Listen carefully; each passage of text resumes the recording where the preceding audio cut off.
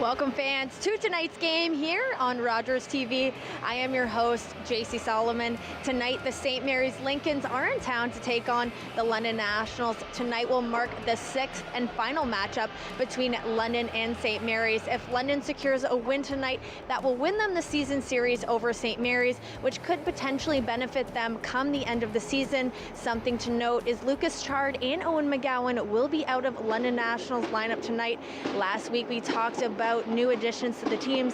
St. Mary's acquired new addition Josh Tidgwell. This will be the first time that these new additions will be seeing each other and could potentially play a factor in the outcome of this game. Will London win the season series tonight, or will St. Mary's tie it up? Stay tuned to find out as we go ahead and send it up to Kyle and Jeremy. Thanks, JC, and it should be a fantastic matchup between these two teams, first versus third. And as we said last week on the broadcast, things just go harder and harder for the Nationals down the stretch here. Leamington last week, St. Mary's again tonight, and then Leamington again next week. It's a tough road for this team right now, and then finding out you're out without Lucas Chard for 4 to 6 weeks, that's a big blow to this team's offense. I mean, when you have that type of offensive production from both Owen McGowan and Lucas Chard, with them not being in the lineup tonight, it is a huge loss for this lineup, but at the same time, the new additions from the Nationals lineup that they got last week can certainly provide the goal scoring for them in this week and the next 4 to 6 weeks while Chard and McGowan are out of the lineup. Coming out, you got to expect some guys to step up. One person to keep an eye on, though, Rylan Bowers, one of the key features on the Nationals offense. He has had a fantastic couple seasons here with the London Nationals and in the GOJHL, just passing his 100th point of his career here in the GOJHL with 138 games, 41 goals, 60 points. Pretty solid season so far, career so far. Bowers saw 40 points on the season this year for the Nationals. Yeah, I mean, one of the leaders on this Nationals club, especially here tonight with McGowan out of the lineup, he's going to be the leader on this squad here, so expect him to be a big guy to step up here tonight for Bowers. Started his career in the QMJHL and then came into the GOJHL with the Nationals, so certainly a guy that's looking to end his junior career and winning himself a Sutherland Cup. Absolutely, that is the end goal for this Nationals team. The other guy who I expect to step up a lot as well, Riley Wood, another key feature on the Nationals offense. His career has been going pretty solid as well, and he just picked up his 20th goal of the season for the Nationals, leading the team in goals and power play points, and tied for the league lead in power play goals. Yeah, I mean, he started out with the Strathroy Rockets, and he came over last season in a trade with the Nationals, so coming into this Nationals lineup, he's certainly gotten a big offensive boost playing with this top-notch Nationals team. So certainly, again, a guy like Wood certainly can help the offense for the remainder of the season. Now we'll take a look at who our starting goaltenders for tonight is. Between the pipes for both teams, Mateo Lalama, no surprise there for the St. Mary's Lincolns, has been fantastic all season long. And in net, Joe Ranger, his second start for the Nationals, impressed a lot in his first contest, unfortunately falling a little short last week to the Flyers. Yeah, I mean, a guy like Lalama and Ranger, both OHL experienced goaltenders, and it's going to be an exciting matchup here tonight. Should be a fantastic effort between these two teams.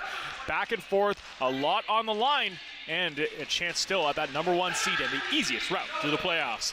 As we send it now down to ice level for our opening ceremonies.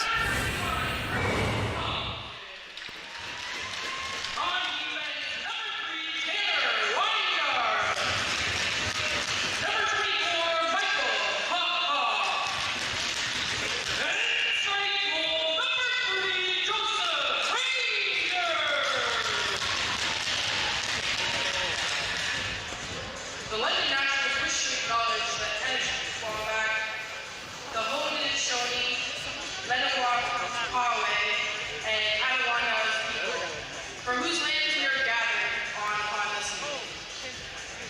Fans, will you please rise and stand if you are able, and remove your hats and join Candace Margot in the singing of our national anthem.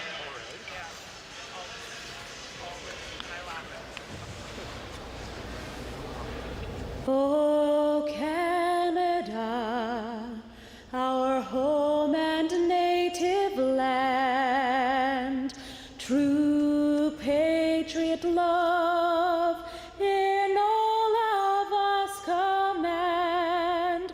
With glowing hearts we see thee rise, the true north strong and free. From far and wide, stand on guard for thee. God, keep our land glorious and free. Oh, Canada, we stand on guard for thee. Oh, Canada, we stand on guard for thee. And as always, as we get set for our opening face-off, we take a look at our keys to the game. Tonight's keys to the game are brought to you by Paul Salvador Masonry, and for the St. Mary's Lincolns, it is finished strong in 2 of their last 5 games. St. Mary's has held a 3-1 lead and gone on to lose the game against London on December 21st and against Kamoka on January 7th. If they get an early lead, they'll have to keep up the pressure. And for the London Nationals, it is their penalty kill. London has allowed 2 power play goals in 4 of the 5 games against St. Mary's so far this season. The Nationals have allowed 8 goals on 25 opportunities for the Lincolns, which is a penalty kill percentage of just 68%. Both teams' power plays are especially deadly, and their penalty kills can provide a heavy presence as well. So special teams, a big key for both sides, but for the Nationals, it has to be their penalty kill. Nationals' new look top line here. Milne out there with Thompson and Ryland Bowers. Braden Sanofi should be an interesting start to the game. Puck drop won by the Lincolns. They'll try to bring it in their own zone. Elliston banks it up the wall, intended for Chandler. That gets stolen by Milne. Milne turns it back to Thompson. Thompson, he's got an open lane. Walks in, takes a shot, goes right off the leg of the Llama. Played at the blue line, kept down low by Connolly. Hit thrown by Thompson. Gets up by Chandler. He'll just deflect that puck out. Carried over the blue line now. Partial 2-on-1. McQueen Spence over to Chandler. Can't quite get the stick on the puck. Chandler will turn back around, back to the blue line. Puck picked up, shown right on net, and Ranger easily gloves that and holds on. Good early pressure by both sides, as right off the draw, the Nationals were able to get a quick shot towards Mateo Lalama, but it got deflected wide, and then a almost potential 2-on-1 there by the St. Mary's Lincolns, but a good stick there by Thompson was able to basically distract the St. Mary's player and take away that 2-on-1 opportunity, and Joe Ranger makes an early save on that play, and shots currently 1 apiece. Face-off one, quick shot off the face-off win by the Lincolns as Lamoureux tries to get a shot on net. Another close chance by Lee. That gets blocked out front. Another shot on net. Lamoureux out front, tries to battle for it. Ranger keeps it aside. Got a pass right in the front. Lincoln's having their way offensively to start on this first opening drive. Puck played back. Shot on net. That gets blocked. Wood gets pushed off the puck. Lee without a stick. Just has to get a little bit of help from Lamoureux to try to get in the offensive zone. Sam O'Reilly collects the puck. Circles behind his own net. Lead pass for Wood. Wood across the blue line. He's going to wait for some support. Puts the puck down low. He gets pressured off the puck. A good job by Montesi. Played up at the boards. Gets out of the zone. Nationals will have to kick it back in. Give the Lincolns a bit of breathing room. Prendergast, he'll take a shot from distance. Ranger makes the save, kicks it into the corner. French, just a little bit out of his reach. He managed to collect the puck. Still battles for it between his legs. 2 Lincolns, 2 Nationals. Play down low, Ludington. Trying to get a stick on it. Puck comes back to the blue line. Nationals battle for it, and good work by Pace Roth as he'll push that puck out.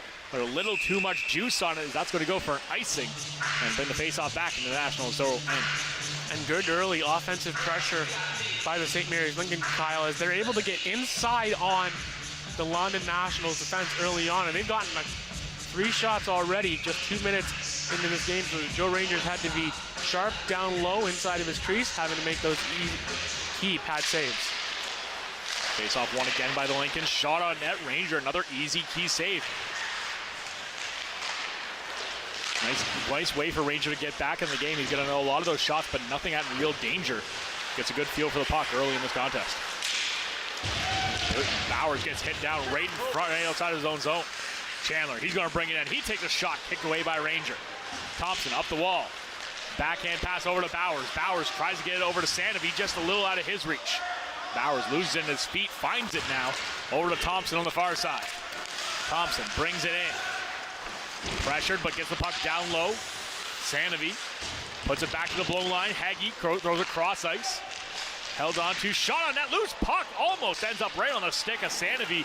Great defensive play by the Lincolns to deny that chance. Chandler tries to dump it into the zone. It's blocked by McKinnon. Thompson again, he'll bring it into the offensive zone. Puck just gets taken, thrown out around in the corner. Milne keeps it in the zone. Puck now cleared. Goes down the length of the ice, and we will see another whistle here. And again, going back to Ranger, this is just smart hockey IQ on this play. The puck gets sent down low. Chandler throws this on. It takes a weird bounce, but then watch his stick. He knocks it away, you know, with his own goal stick. Smart play there by Ranger, recognizing that his defenseman was tying up the forward in front, and he used the stick to knock that away and take away a potential scoring opportunity for the Lincolns. And then at the other end, a shot from the point, a loose rebound was close in the vicinity of Sanovi, and he was not able to cash in on that play. So scoring chances at both ends, but once again, the goaltenders proving why they have both the #1 seed in the Nationals currently first, and the St. Mary's Lincolns currently third in the Western Conference. Only 5 points separating those two teams as well. Still a very close contest for those top spots. And with the other matchup in the league tonight, with the LaSalle Vipers taking on the Leamington Flyers, there could be some movement within that top four. Quick play down low. Ranger makes a save, bounces out front. Couldn't quite handle it, but gets some help from his defense. Play back at the blue line. Kept in by Stubberfield. Now he just brings it back into the neutral ice. Draw pass over to Tidgewell. Tidgewell again. Throws it on the boards over to intended for Stubberfield. Just goes through his legs.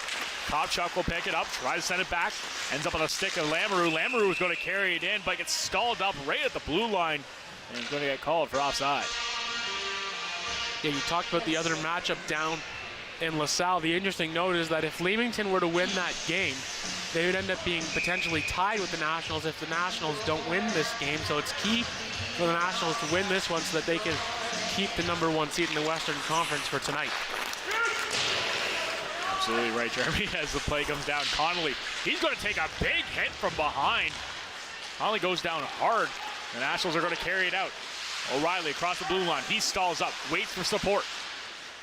Circles at the blue line. Still getting a lot of pressure from Lamoureux. Throws a puck behind the net.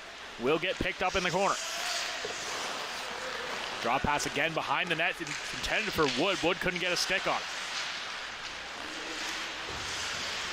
O'Reilly continues to apply the pressure. Wood in there for support. Back on the stick of the Lamoureux. Lamoureux will throw across ice. Lincolns will get a chance to clear the zone. Cross the red line into the offensive zone. The puck is dumped. Ranger comes out, bats it down the wall over to Wood. Wood deflects to Palmer. Palmer will just dump it in the offensive zone. Find O'Reilly in the corner. O'Reilly again throws it behind the net. Picked up again by the Lincolns. Lincolns coming out 5 strong against two Nationals. Can't really make anything happen with it. Still maintain possession. Huge hit thrown in the corner by Curtis Aggie. Puck gets thrown up. Barkley tries to play it. Good play by Pace Roth to apply the pressure, try to get the puck right back. Prendergast, he'll bring it in. Tries to get the drop pass to Vortman. He gets denied.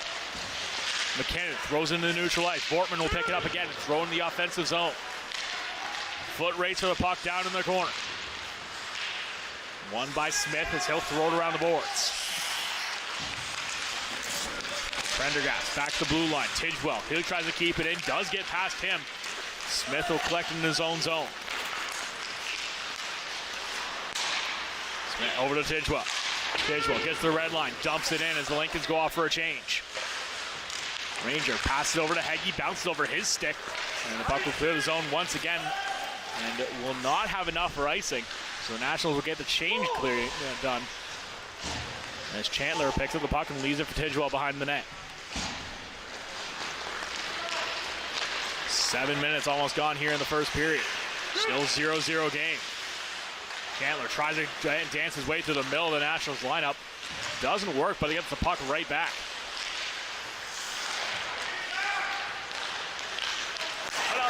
Over to Elliston. Michael Elliston down the right wing side. Tries to work his way past Kopchuk. Kopchuk gets him to force the puck into the corner. Gets some help from Weingard. Puck comes up to the blue line. Kept in. Shot on net. Ranger makes the save. Chandler again in the corner. Puck set back to the blue line. Thrown on net. Just slides wide. Bowers will collect it right at the half wall. He tries to put it up to the blue line. Kept in by McEwen. McEwen dumps it down low. McQueen Spence behind the net. Gets his pocket picked. French will try to move it out. Lead pass intended for Bowers. Gets a little too far ahead of him. Montesi will pick it up and turn it back the other way for the Lincolns. Back on the stick. Ludington, he brings it in, puts it out front, tries to hit Thompson, going right down the middle. Puck gets deflected, just goes over the net. Mill over to Connolly. Connolly's going to bring it in himself now. Connolly tries to put it into the front of the net. Another chance out front. Sandovi gets tied up right in front of the net, so can't get a stick on. Lincoln's clear the zone. Played up, another big hit thrown. Just trying to walk his way through. We're going to see our first penalty coming here. Some hard work by Stubberfield to draw the penalty. Shot on net, rebound chance. Ranger makes the save. And now we see the whistle go. Hooking will be the call. And as we said at the start of the show, penalty kill is one of the keys for the Nationals. And that's going to be going to work right now. Yeah, hooking on the play, as you can see, just the stick gets right into the midsection there. And so the Nationals will, like you mentioned, Kyle, go onto the penalty kill as Ludington goes and sits for the hooking minor. And so the St. Mary's Lincolns will go to their power play as they currently have the 5th best power play going at 20.1%. Barkley, nice cross-ice pass, beautiful pass, but just can't get the shot to go by Elston on the far side. Elston down low, takes the shot, rebounds, goes off the post. Beautiful chance by Chandler, but can't get it to go. Back to the blue line, Barkley. He takes a shot on net. Ranger makes the blocker save. Nationals maintain possession. Wood brings it out. He's just going to dump it in. Nationals going to have to retool their entire penalty kill with no McGowan and no Chard, two of their key penalty killers. Elliston, he's going to bring it in the right wing side with speed. Tries to work his way past Hagee. Behind the net, back to the blue line. Onto the stick of Barkley. Barkley takes a shot through to traffic. It's saved. Another rebound chance. Ranger standing on his head so far in this first period. Another shot from the blue line. That gets blocked by McKinnon. Can't clear the zone. Another attempt. Small with a beautiful defensive effort to keep the puck in.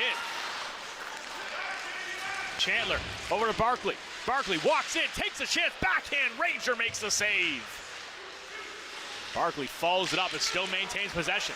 He's just going to walk in, puts it right out front onto the stick of Chandler, but he can't get the shot off. Now over to Elliston. Elliston waits. Good defensive play out front by Thompson, but just can't clear the zone. Kept in by Small. He's going to walk in front. He gets a pass out front. Can't get the shot on net. Going to be a foot race here. Here comes O'Reilly. He's going to work his way down low. Gets pressured behind the net. Not going to get a shot off, but he's going to be able to kill a lot of time here. And a pass down over to Kopchuk. Kopchuk, long pass, going to go down the length of the ice. And that should do it for the power play, as the Lincoln's got plenty of chances, but Joe Ranger stands on his head, denies them all.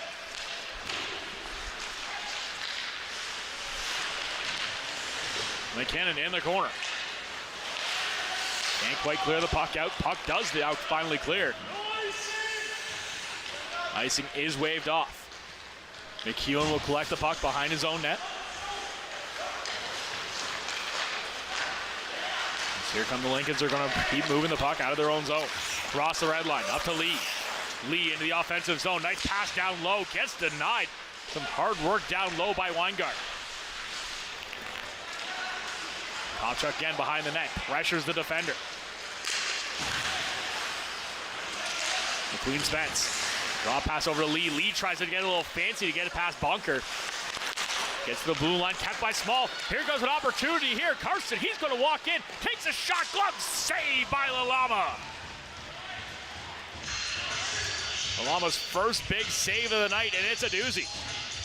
Got big saves at either end. As we'll take a look at the St. Mary's power plays, it was pretty lethal. That shot in front. Here's the second one. That hits top of the bar off the other bar post and does not go in. And then back the other way we go.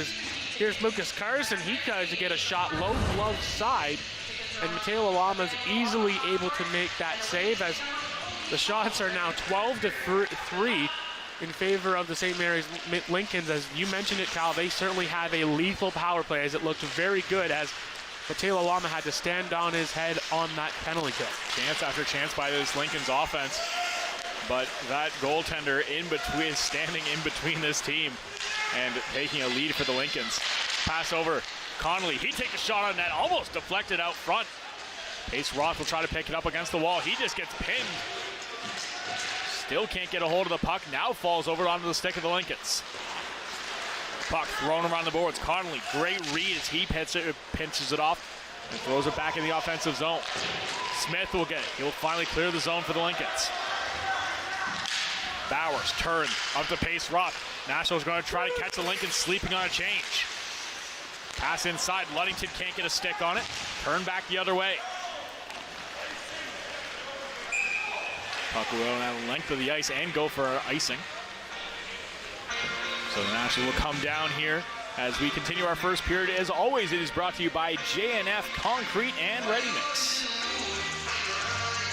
Again, going back to Joe Ranger and his performance here last week in a 2-1 loss, his save percentage is .971. You tell me, Cal, is that quite good? I heard that's pretty good. Saving 97% of those shots coming your way, that's quite an impressive feat, especially with the quality of the shots that are coming his way.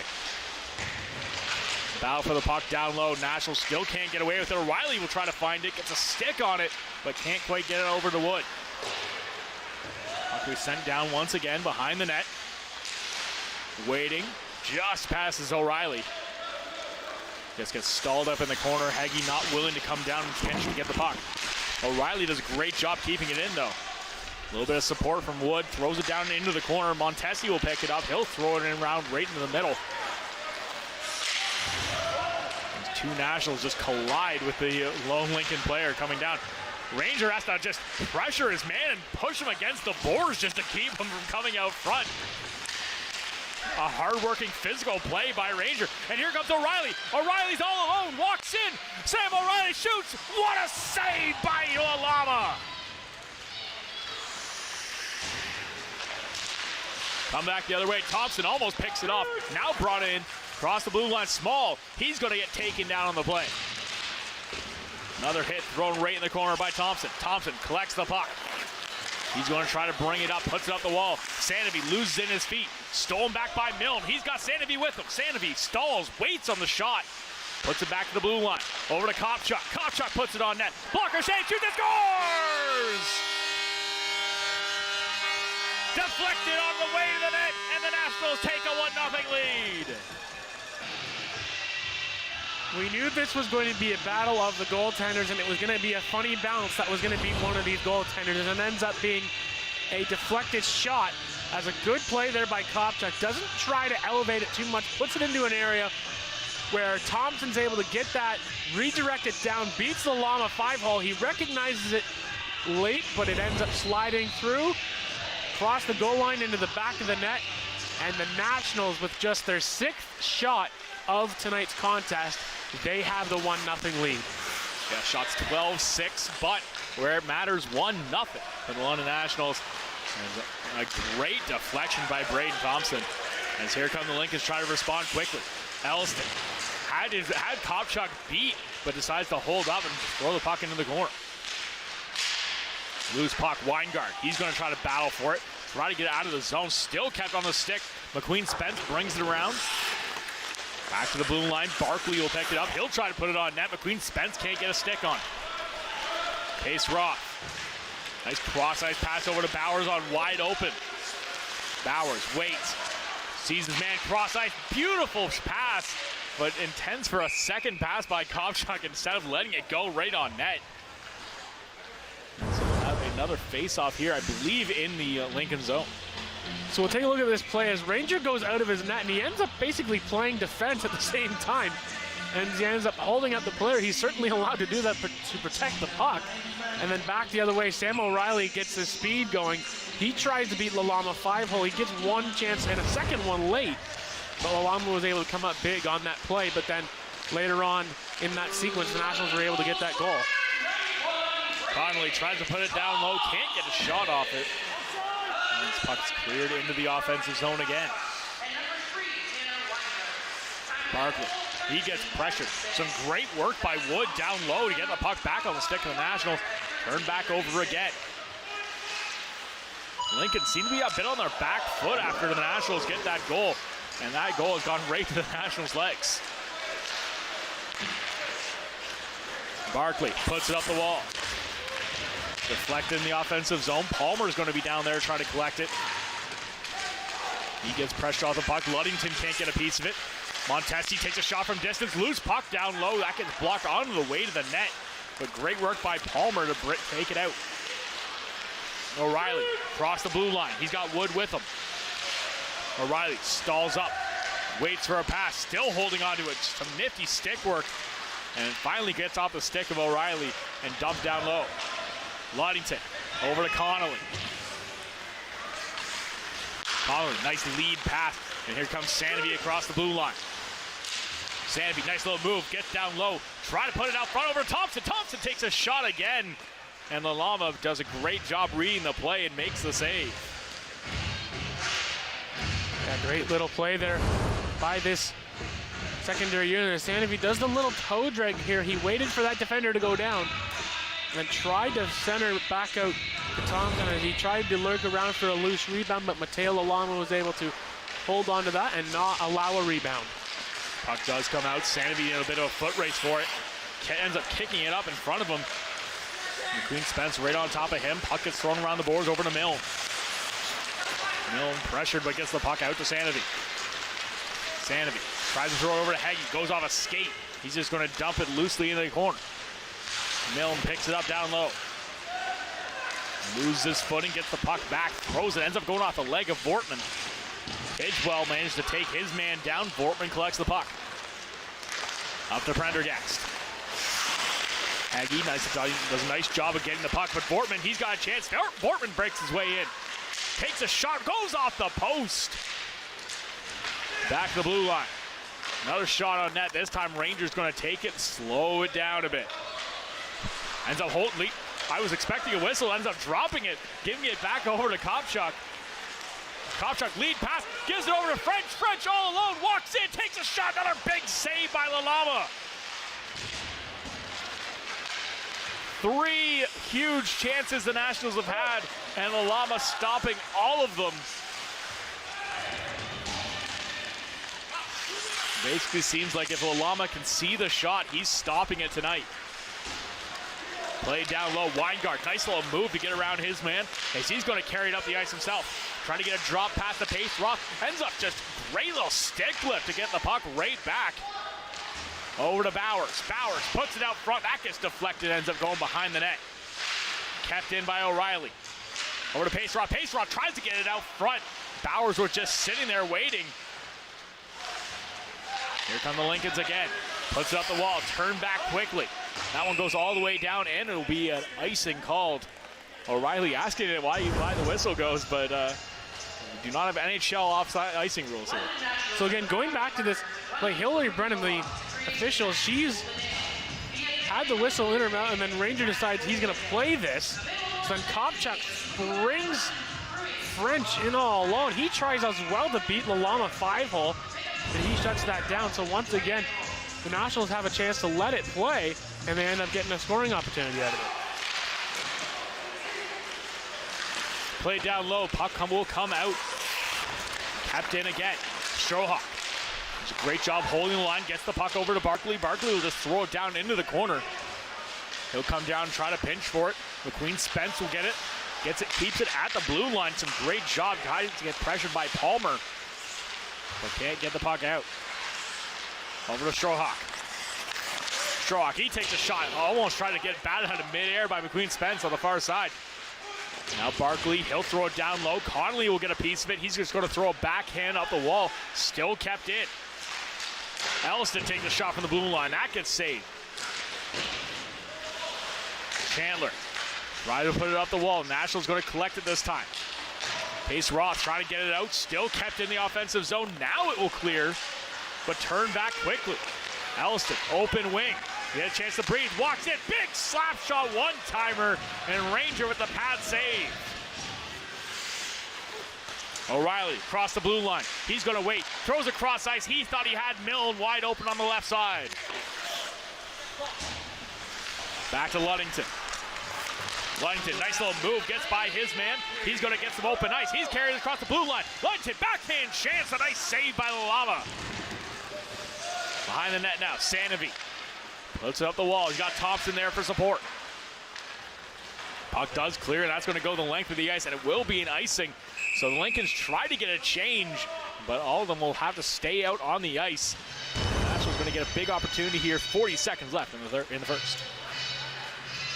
Another look here as this slap shot goes to the far side, and Ranger stretches out and kicks that pad out the far side, and then Ludington is away on that play, and he ends up making a couple moves right at the blue line and got a backhand shot away, but he didn't get enough on it to try to get up over the blocker of Mateo Lalama. Another face-off win for the Lincolns as they continue to dominate that the face-off dot so far throughout this contest.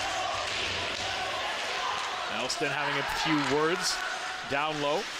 Great play, back out front, another backhand chance. Huge save again by Ranger.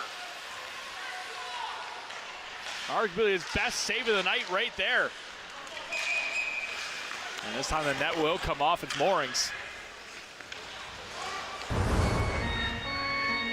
And another big save here. This puck goes off the foot, and then Ranger had to be sharp, as I don't really think that he saw the fact that he made a pad save on it. But nonetheless, it's a save on the board for Ranger, save number 18 in the period so far for Joe Ranger, as they are adjusting the net to make sure that it's on solid. And we'll have a face-off to Joe Ranger's left with 10 seconds to go here in period number 1. Every good goalie in the league has a little bit of luck on his side, and that's where it was right there with Ranger. Play down low, Lee tries to put it right back out front. That one goes off and a whistle is blown. I'm not too sure as to the reasoning behind it. On the net comes off its moorings again, this time the other post. And with 0.5 seconds to go, you would have maybe felt they wouldn't even bother to drop it, and there's probably just told them not even to try.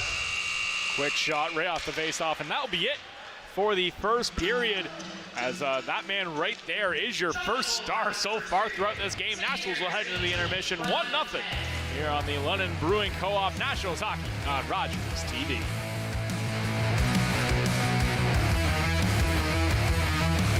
This program is brought to you by the following sponsors. This program is brought to you by Ignite TV. Now you're in command. Visit Rogers.com for more details.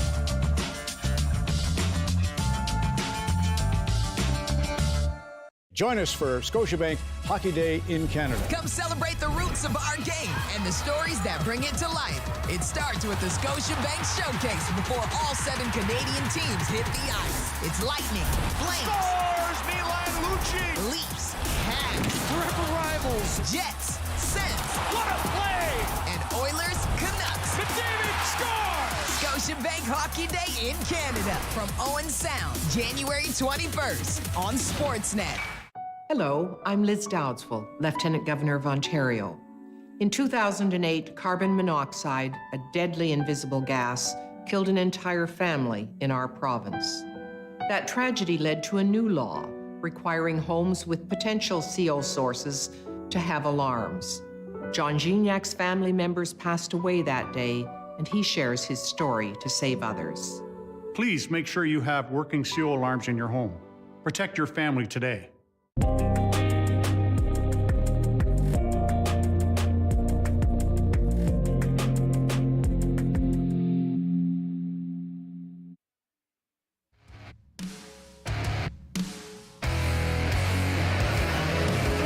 Welcome back, fans. I'm joined here with captain of the St. Mary's Lincolns, Ethan Lamoureux. Now, Ethan, this is your third season playing for the Lincolns. What's your favorite thing about playing for them?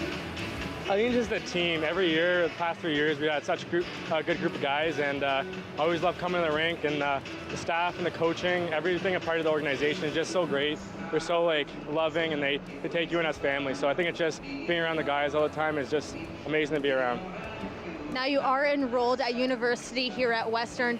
How do you find balancing between school and hockey? It's hard, yeah, having practice 3 times a week and then plus games.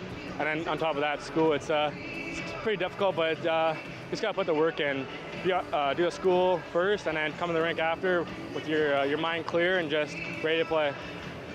What is your goal for your team by the end of the season? Just stay with it. I think we're playing great hockey right now and whole year, and just play a good season. And I think if we keep playing our game, we'll come on top, and come playoffs, just keep playing our game. I think good things will come.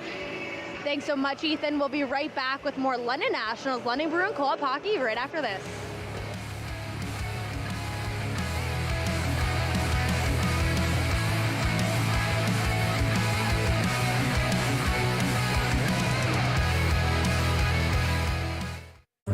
Treaty in Cree is Nascomitoin, an oral agreement.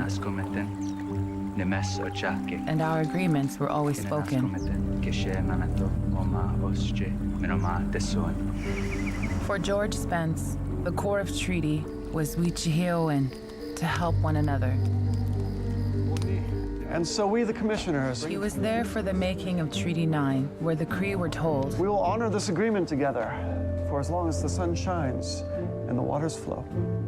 The Cree made their mark because they were assured that the land would be shared, and they would always be able to harvest what they needed.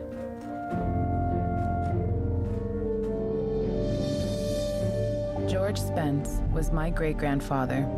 In his life, he saw many promises of the treaty go unfulfilled. Treaties were essential to the creation of Canada. First Nations still fight for the agreements to be honored. Did you have fun?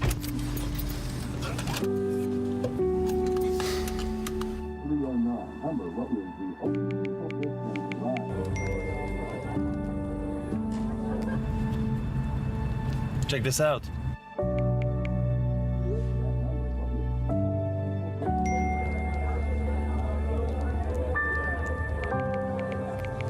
It's nice, right?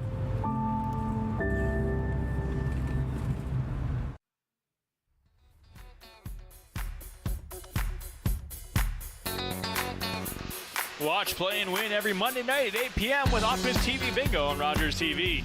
Cards are available at multiple London locations and are good for all 3 games. Weekly jackpots total $3,000. Back here at the Western Fair Sports Center after 20 minutes of play, the London Nationals surprisingly leading the St. Mary's Lincolns 1-0. And I say surprisingly because that Lincolns offense was smothering pretty much the entire period.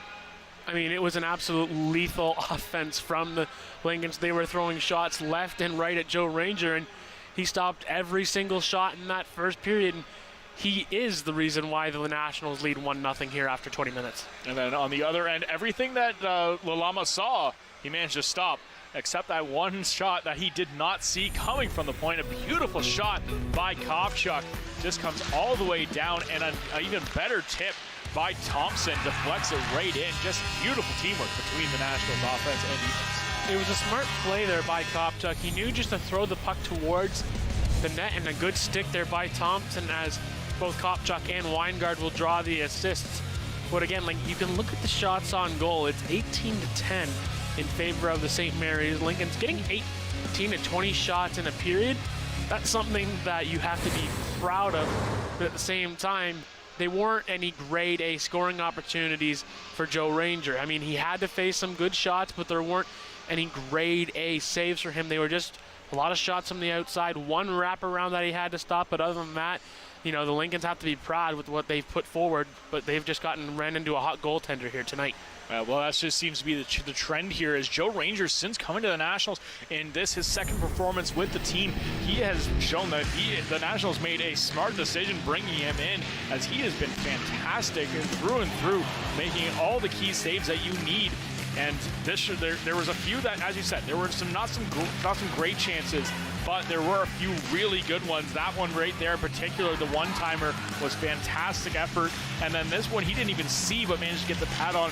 Just great athleticism and great positioning is what's helping him be successful between the pipes for the Nationals. Yeah, and you mentioned it, when you have the post behind you and you get the puck luck, you can certainly become a really hot goaltender. And Ranger, not only here tonight, but last week, even though it was a 2-1 loss last Wednesday here to Leamington, Joe Ranger was the story of the game for the Nationals. So certainly bringing him in from the Sudbury Wolves is a big piece. And we've talked about it off the air. He might, if this Nationals team can go deep in the playoffs, we might be looking at one of the best London Nationals goaltenders that we've seen here in the Western Fair Sports Centre. Now, the big key right now is he's going to be put to the test a lot without those big guns for the Nationals out of the lineup right now. No Chard, no McGowan, so a lot of work's getting pushed on that goaltending situation.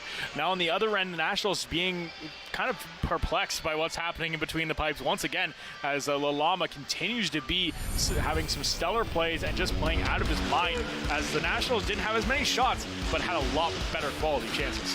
Yeah, 10 shots on the net for the London Nationals, and they had a couple of breakaways. O'Reilly with one, Sanovi had a breakaway as well, and they all went to try to go 5-hole on Lalama, and it wasn't able to beat Lalama. And like you mentioned, all the saves that he's made, he's been able to actually see them. And that one deflection, he got to it late, but it just squeaked through him. So other than that, he's had a sensational period himself, even though he's only faced 10 shots. Absolutely. Now, one thing I think the Lincolns are going to have to change going back into this second period is really trying to shut down on those opportunities. Because they did pressure the Nationals in their zone a lot through that first 20 minutes, but a lot of that ended up with a big turnover down low, and the Nationals just sending that home run pass to one of their forwards, who just said thank you for a 2-line breakaway and just walks in. And if they can try to shut that down, that means they can even get more pressure on it and try to finally get something past Ranger. Absolutely. I mean, the Nationals, yeah, they give up a lot of shots, but at the same time, once they get the puck, they're on their feet and they go as fast as they can to try to exit the zone and try to create a high-scoring opportunity, which they have done so a couple of times here tonight. And for the Lincolns heading into this second period, I expect them to basically try to do the same thing. They were doing a lot of cross-ice passes, which the Nationals were standing still on a lot of those plays, so they need to keep doing what they're doing, but maybe try to distract Ranger, get a body in front to make sure that he can't see it, because if he can, he'll stop it. Absolutely. Hey, still a lot of hockey to go. This is anybody's game, as the Nationals still maintain a 1-0 lead here over the St. Mary's Lincolns here at the Western Fair Sports Center. You are once again watching the London Nationals hockey here on Rogers TV.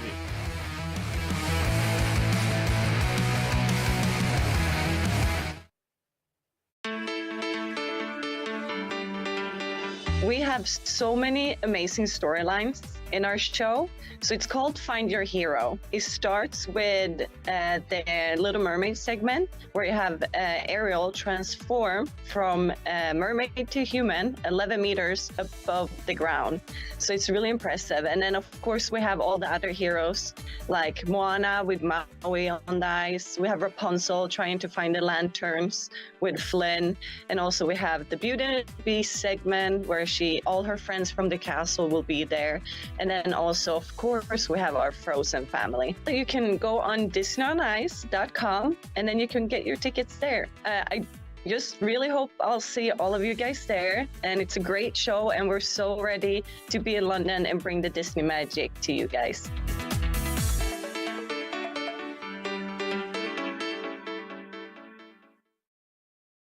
It isn't the heavy trays that make the job difficult, or the fast pace you need to keep up. It's not working another double because someone called in sick.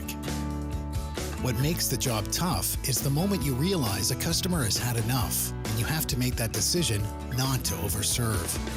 Refusing service isn't personal, it's the law. We know it's not easy, but we're counting on you to keep us all safe. Thank you, servers, for doing the tough job.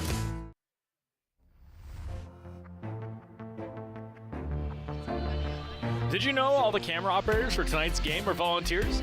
Rogers TV volunteers learn the skills needed to put on a show, including camera, audio, graphics, and more. If you're interested, visit rogerstv.com/volunteer to sign up.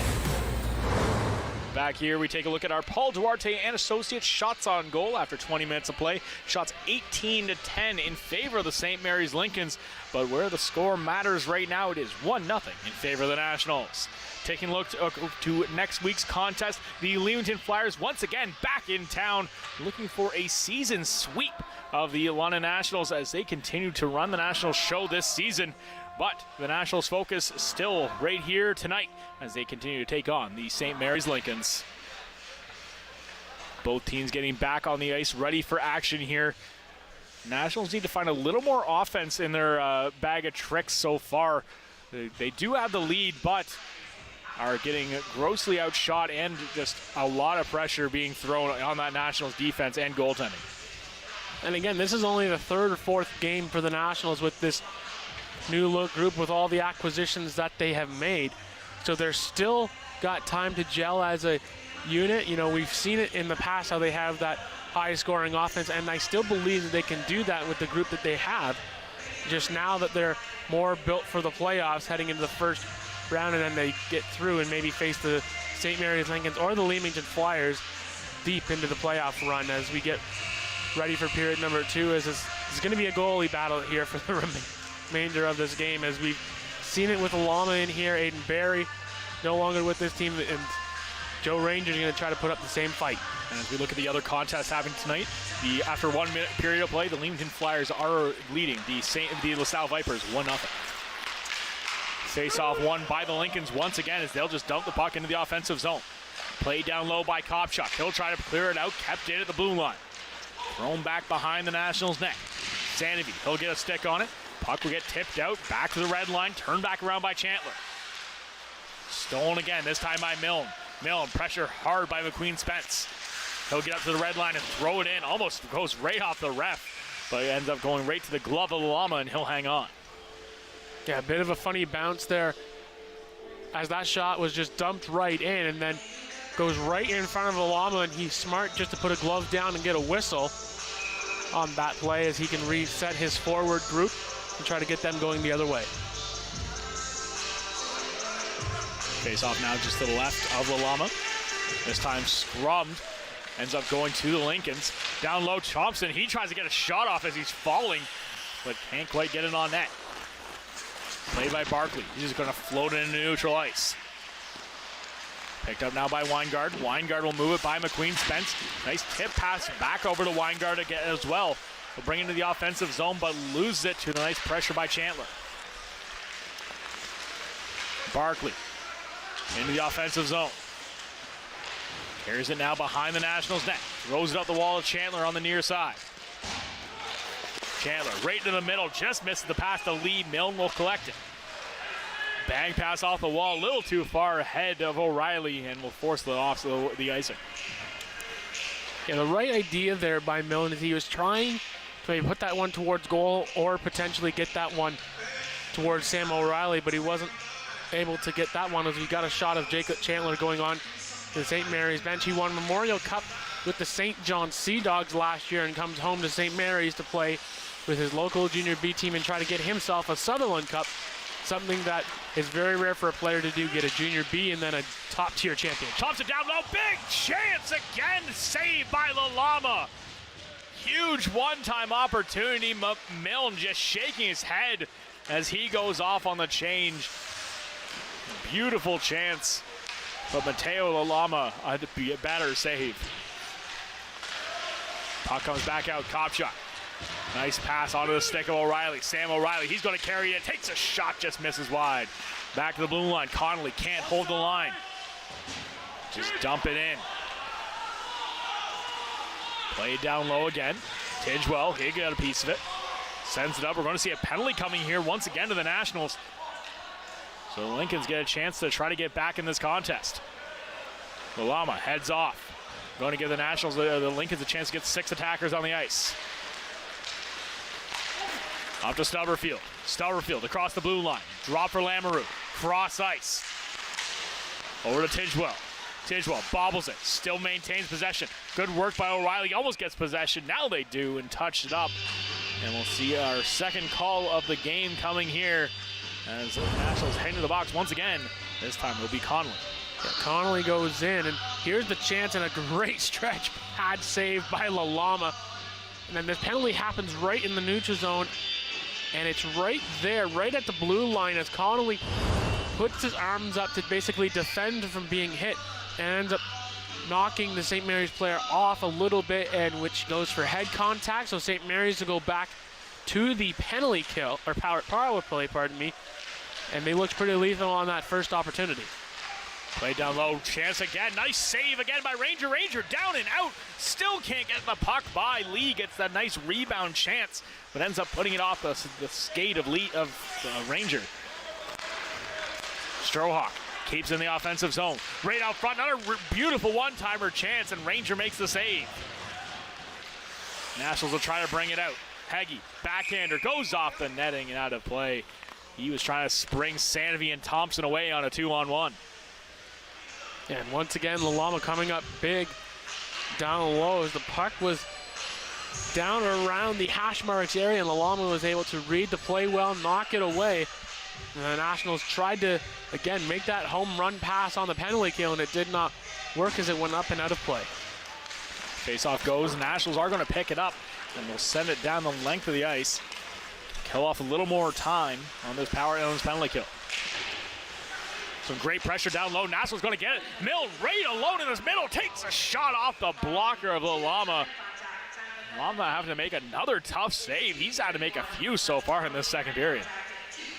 Yeah, dangerous scoring chance there for the Nationals as this puck got rimmed around the boards and ends up right into the slot, and a good shot on the net as it ends up being a blocker save by Lalama as there was no one in front. So basically a breakaway there.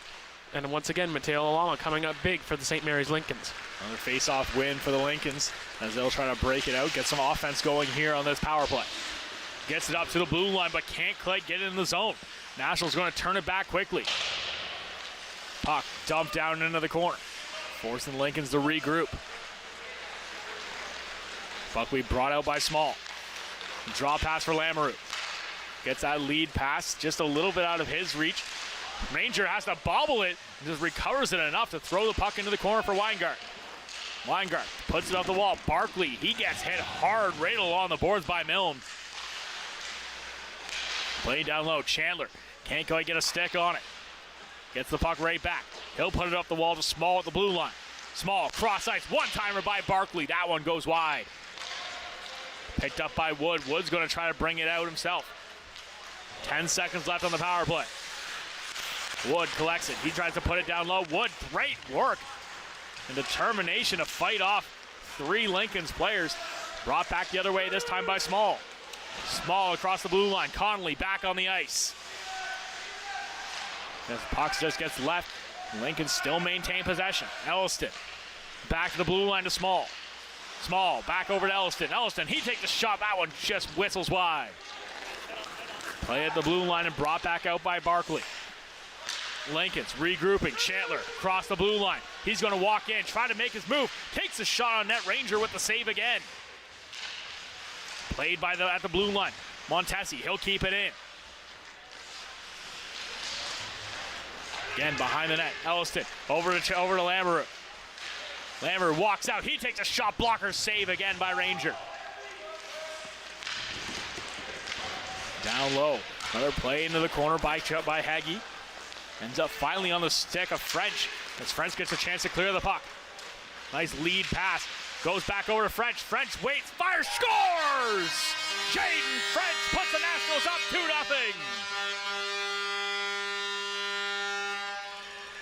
2-0. What a release by Jaden French on this passing play. And this all starts with Rylan Bowers. Play gets sent into the St. Mary's zone. Bowers waits, delays, finds French on the backside, and he just rips this one. He's looking to maybe go pass, but then hesitates, sees the shot, and I think he's a little bit surprised himself that he got the shot away and actually getting it behind Mateo Lalama. And like you mentioned, it's not the amount of shots that even those shots now are 22-14 in favor of St. Mary's. London's got the goal total. It's 2-0. 2-0 off Jaden French's 5th goal of the season. A beautiful one at that.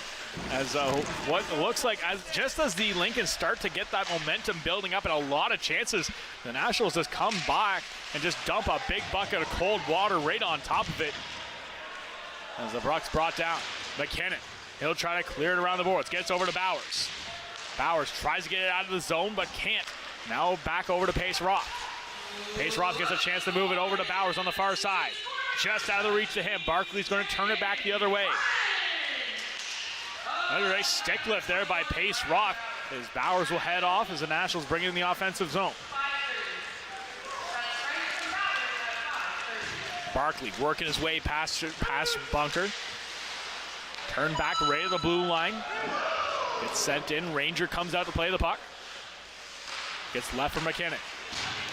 Puck off the wall. Over to Carson. Carson out there just to, can't quite keep the puck onside, but does not go offside with it. As here come the Lincolns the other way. Shadell, he'll throw it behind the net. Into the corner, Schnedeker. He'll try to keep it in the offensive zone. Quickly turn back the other way. Carson can't get a stick on it. Strohawk will just try to bring it back in the offensive zone. Down in the corner, Nationals will collect it. Put back over to Carson. Now to Duarte. Duarte, nice little touch pass over to Bunker. Bunker just going to throw it on net from distance. Carson along the boards. He gets put hard into the wall. Here come the Lincolns again. They're going to break it out. Lee up the left wing side. Floats the puck into the offensive zone. Hagee, backhand pass around the corner. Hagee again. He can't get a hold of it. Stolen again by the Lincolns. Trying to get it back, like one time attempt out front, but deflected by the Nationals defense. Here comes Sam O'Reilly. He brings it down the right wing side with speed. He takes a shot. Just goes wide. Nice batting out of midair by Hagee. Some great hand-eye work as the Nationals put the puck back in the corner. O'Reilly picks it up on the near side. Back to the point. Shot by Kopchuk. Just goes wide. Palmer trying to dance his way on top of the puck. Wood will be there to pick it up. Nationals shuffling their lines around a little more. Puck picked up by O'Reilly. O'Reilly bobbles it. Now gets up to the blue line. Kopchuk tries to get a one-timer going. Doesn't get much on it. Lamoureux off the wall. Tries to get a lead pass for Lee. Ends up on his stick. Back to Lamoureux. Pressured in the corner by Wood. Gets some help from Lee as it ends up back on the stick of Lamoureux. Now Small at the blue line. Nice pass right in the middle. Chandler takes a shot right in tight and just couldn't. It just gets a hold of it in time as Ranger had to squeeze tight to keep it out, and the whistle goes. Yeah, smart recognition there. As Small was looking to shoot that puck, but he delayed and found the open man, and then Ranger had to feel for that puck as he did not know where that was, as he just squeezed like he had it, and there was a couple of Lincolns lurking around trying to get a loose puck, and luckily for Ranger, he was able to secure the puck and make the save. Face-off dropped unfairly, and we'll reset once again, just to the left of Ranger. 11:19 remaining here in the second period. 2-0 is your score in favor of the Nationals, and yet another face-off win for the Lincolns. Milne will break it out. Oh, pass over to Sanovi. Sanovi gets a nice deflection into the offensive zone to deny the icing. As he'll battle for it down low with Thompson. Back to the blue line. Connolly. Down low again. Sanovi can't go get a stick on it. Connolly, he'll pinch in to get the puck. Tidgewell boxes his man out. Back down low again. Sanovi tries to bring it out front. Still maintained possession by the Nationals. Pass down low. Try to get a one-timer out front, but that will go down the length of the ice. Ludington will collect it. Ludington cycles around. Has to do some nifty skating, but turn back around in favor of the Lincolns. Offside as the Lincolns will have to regroup outside of the zone. Connolly, long pass intended for Pace Roth. Strohawk with a nice read, just throws it right back in the National zone. Pass over to Ludington. Ludington tries to make his way through the Lincoln's defense. Bauer to the backhand into the offensive zone. Turn back around, and now will go down the length of the ice again. They'll have another icing. As we approach the midway portion here of period number 2. Both teams are now slowing down a little bit. We aren't seeing the pace that we saw in period number 1. And now we're back to a bit of a feeling out process between these two teams. And like you mentioned, how both times where the Lincolns felt that they had more possession time and more of the shots, London was able to quickly capitalize and get not 1 but 2 goals and take away that momentum from the Lincolns as French goes in for Bowers on the faceoff. Faceoff scrum ends up going to the Lincolns, and they'll just throw it right out of play, and we'll do it again. In almost every faceoff that we've seen tonight, the Lincolns have won. And they've done a great job of gaining the puck right off the draw, and we'll see if they can win yet another. Yeah, another face-off win for the Lincolns. They've won 7 of the 9 face-offs so far in this period. And we'll see another penalty coming here, this time to the Lincolns, so the Nationals will get their first power play opportunity. And this happened right behind the net. As Paceroth comes around the stick of Strudwick, or pardon, on that play, comes around on that play as he goes down, and he will sit for 2 minutes as Strohack will go for the tripping minor, as with just more than 10 minutes to go in period number 2, the Nationals have an opportunity here on their special teams to try to take a 3-0 lead. Face-off goes right through the legs of the Lincolns, and they'll get the win, but there's still battle for the puck down low. Great work by Milne. Milne finds O'Reilly. O'Reilly just bounces over his stick and can't quite get the shot off. O'Reilly, nice cross-ice pass, thrown down low, gets the tip out front, ends up sliding right beside the net. Battle for the puck again. Weingart bobbles the pass, now puts it down low. Beautiful pass onto the stick of Wood, but Wood can't get it onto the backhand for the shot. O'Reilly at the blue line, pressured on him by Lee. Lee, great work, gets the puck out, trying to just muscle Weingart off the puck, and he's going to take a penalty on the play. And so the Nationals going to get a just over a minute long 5-on-3. As we see a little more pushing and shoving here happening once again. Yeah, Lee did great work to get the puck out, but then as soon as it came into the neutral zone, he was in a battle with the Nationals D-man, or pardon me, that's Weingart. Weingart gets spun around, and now the Nationals get a 5-on-3 for a minute and 19 seconds as 2 penalties back-to-back by the St. Mary's Lincolns. And so this top power play unit for the Nationals get an extended portion of their power play. Huge face-off coming here. Palmer in the dot with Jacob Chandler.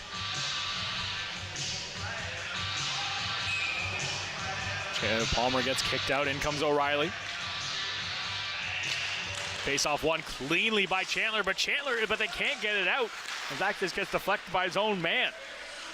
O'Reilly will pick it up. Over to Weingart. Weingart, beautiful one-time attempt, and that one just goes wide. Nationals going to set it up again. Over to O'Reilly. O'Reilly, open chance, walks in, tip out front, loose puck, rebound, scores! Talon Palmer puts the Nationals up 3-0. And the Lincolns not having it has given us a few extracurricular pushes and shoves right as the puck goes in the net. Not too happy with the goal by Palmer.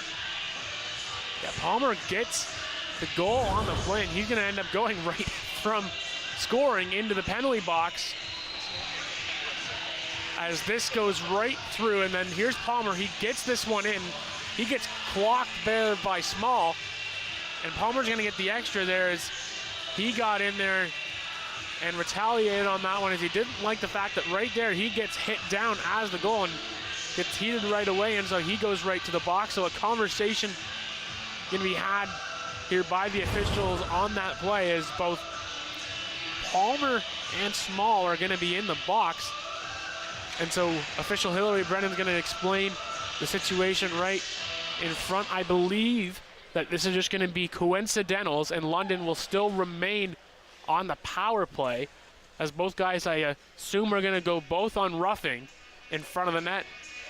So Talon Palmer gets a goal, but within the same play also gets a penalty in the process.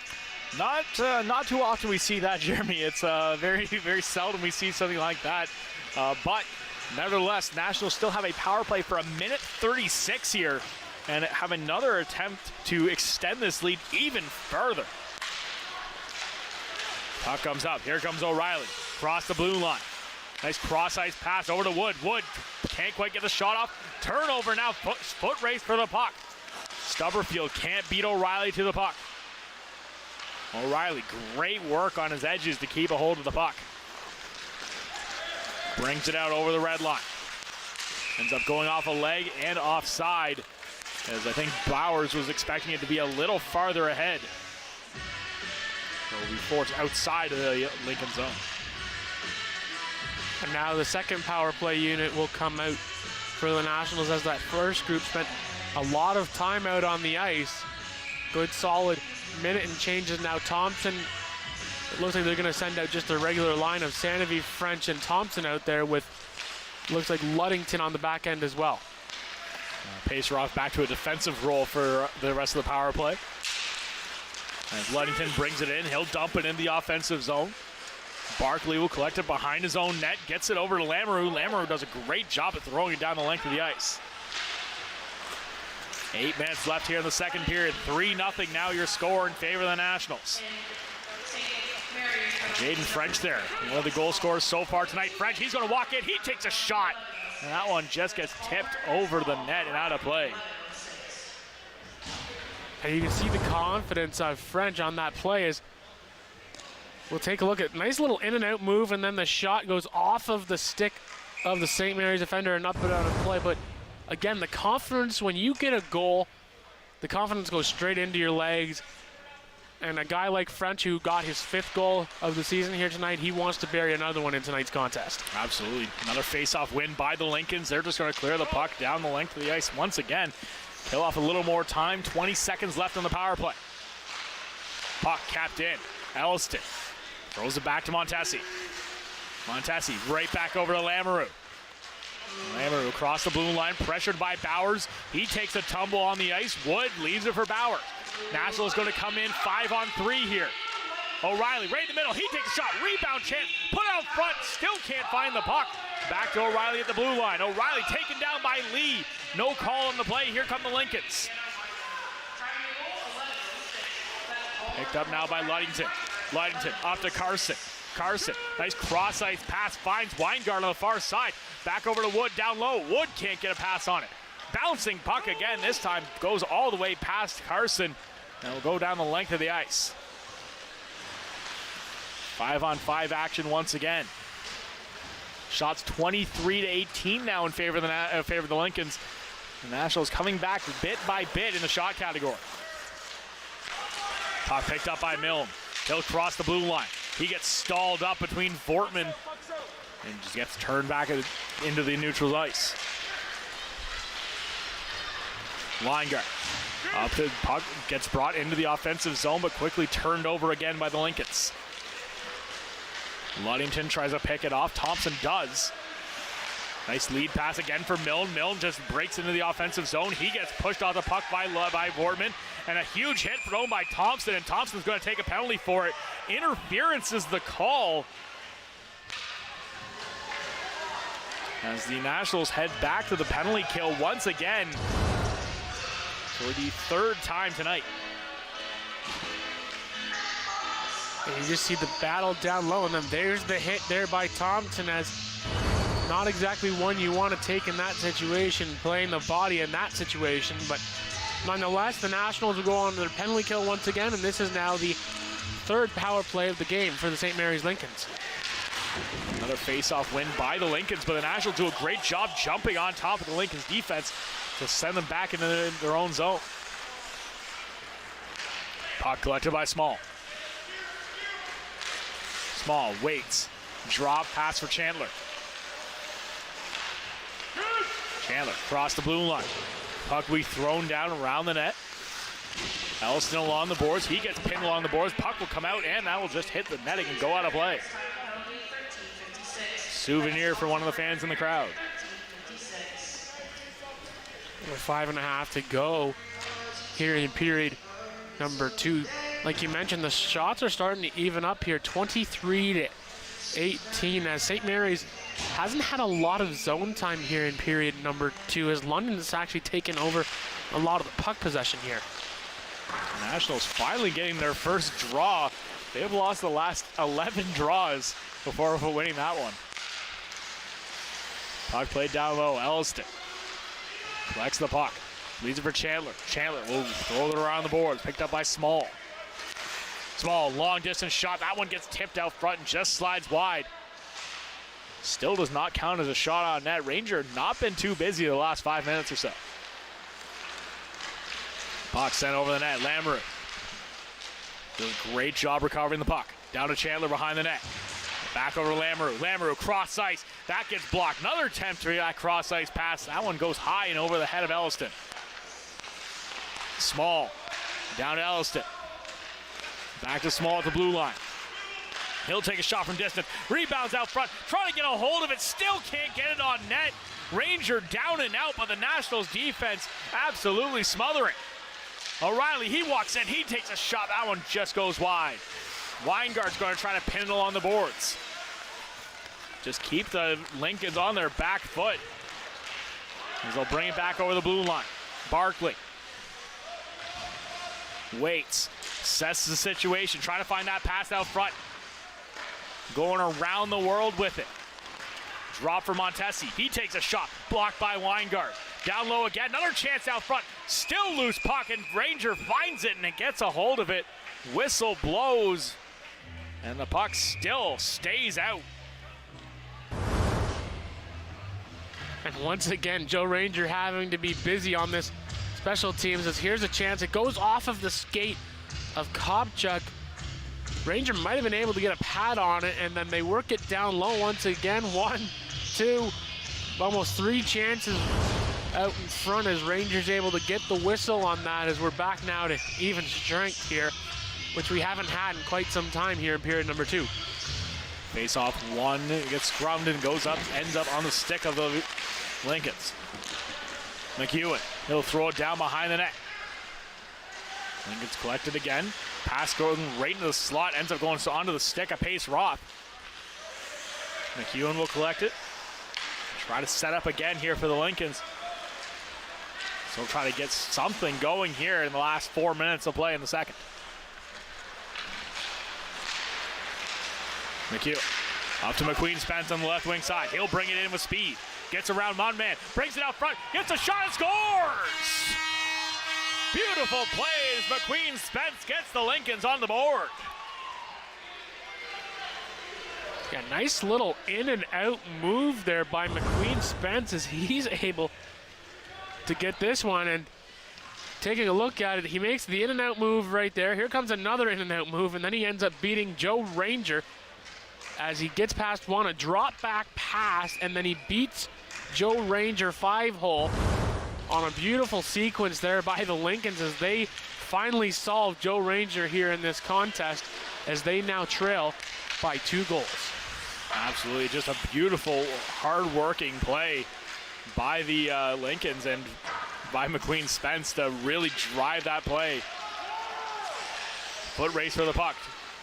Ends up a shot on net this time by Chandler, by Connolly. Throws it right over to Ranger, and he'll just get the whistle.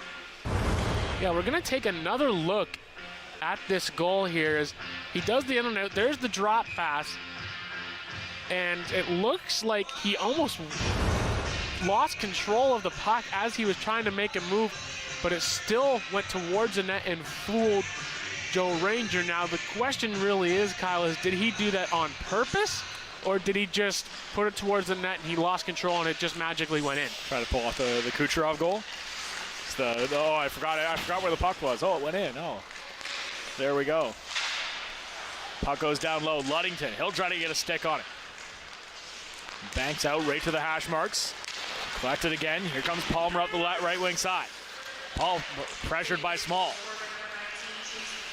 Sent behind the net. Picked up now by O'Reilly. O'Reilly comes around behind the net. Still hold on to the puck. Gets it back on his forehand. Over to Weingard. Weingard takes a shot. That one high and over the net and out of play. The Nationals trying to get a bounce back goal here as they work it back down into the far end zone. And I've liked the play by the London D-line, especially Tanner Weingart. He gets activated in the play when you don't have guys like Lucas Chard or Owen McGowan in the lineup. You need guys to step up, and JC mentioned it at the top of the broadcast, how maybe the new additions can step up, and Tanner Weingart has done that here in tonight's contest. He's made quite a few offensive maneuvers to gain zone entry and also get the puck towards the net. Absolutely. We'll have another switch up in the face-off dot here. Sanity comes in, and another face-off win for the Lincolns. Played beautiful job by Weingart as he just grabs the puck. Another pass over to Milne. Milne, backhand on net. Another save again by Lalama. Sanity, nice work, spins around his man.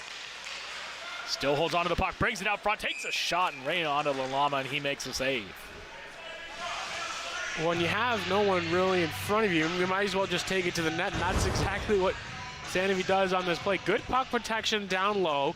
He recognizes as soon as he curls up that there's no one coming at him, so he might as well just try to elevate that puck. He tries to beat Lalama on the top blocker's side, and he wasn't able to do so on that play. And St. Mary's just continues to win these faceoffs, Kyle. That's almost now 20 so far. Yeah, it's been a utter domination throughout this period for the Lincolns in the faceoff dot, as Sanity will collect the puck down low, tries just hard working to get it right off the stick of Chandler. He's going to get pressure in along the boards again, but still tries to maintain possession of the puck. It does go to Elliston as the Lincolns will clear the zone, but Kopchuk turns it right back over. Beautiful, nice pickoff play by Chandler, but can't do anything with it. That was a real dangerous opportunity that could have happened there for the Lincolns.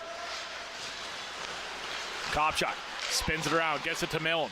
Milne bobbles it at the blue line, but still maintains possession. Fights off his man, brings it in. He's got support with him. Beautiful defensive play down low by Strohawk. Chandler gets it over. One-time attempt. That one just misses the top corner. And the puck will go out of play. You saw his Milne heading off the ice on that. He is not too thrilled, slamming his stick going off the ice.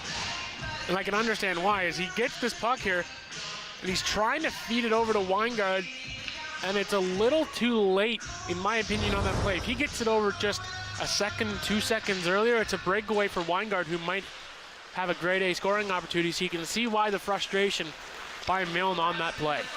Absolutely. Here comes French. French just drop pass right at the blue line. Nationals have to regroup. Pace Roth, he'll collect it and just dump it into the offensive zone. Bowers tries to get it at the bottom red line, but can't quite get a hold of it. And it gets cleared into the red zone, into the neutral zone again. Play, huge hit right at the blue line after the whistle on French. But offside is the call, so we'll have a face-off just outside the Lincoln zone. Yeah, French on that play, he comes back in and touches it as he's coming out, and then he gets hit hard on the play by Smith, and the Nationals bench didn't like that after the whistle, but nonetheless, with 37.5 to go, the Lincolns have a chance to maybe go down the ice and try to potentially make this a one-goal game. Lincolns get the puck and quickly stolen back by the Nationals. Sam O'Reilly, he's going to bring it down the right wing side. He's got a chance, takes a shot. And a nice flashing into leather by Lalama. O'Reilly with the right idea. I would like to see him on that scenario try to take that shot and put it low blocker side. As you can see, O'Reilly gains speed down the right-hand side, and he elevates that puck, trying to beat Lalama on the glove side.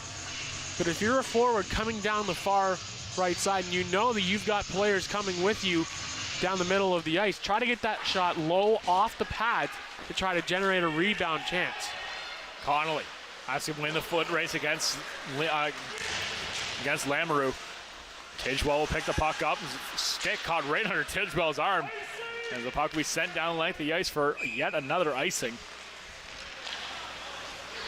And then faceoff will come back in the Lincoln's territory. 9 seconds left here in the second period. 3-1 is your score in favor of the London Nationals, as this second period has been a completely different story from what we saw in the first. Yeah, period number one was the story of Joe Ranger continuing his dominant play, and then here in the second period, the Nationals got a 5-on-3. They were able to pot a couple of goals here to have a 2-goal lead as we'll go into the second intermission with a 3-1 lead to the London Nationals. Langton down low, tries to get the puck out front, unable to do so, as the Nationals will head into the second intermission up 2. You are watching the London Brewing Club Nationals hockey here on Rogers TV.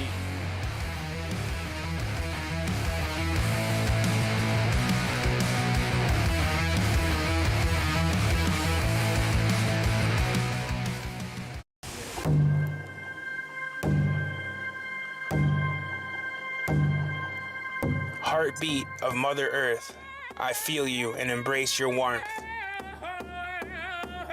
I see you dancing through the trees. Your song floats on the summer breeze. Community, we come together. We are the voice of our ancestors.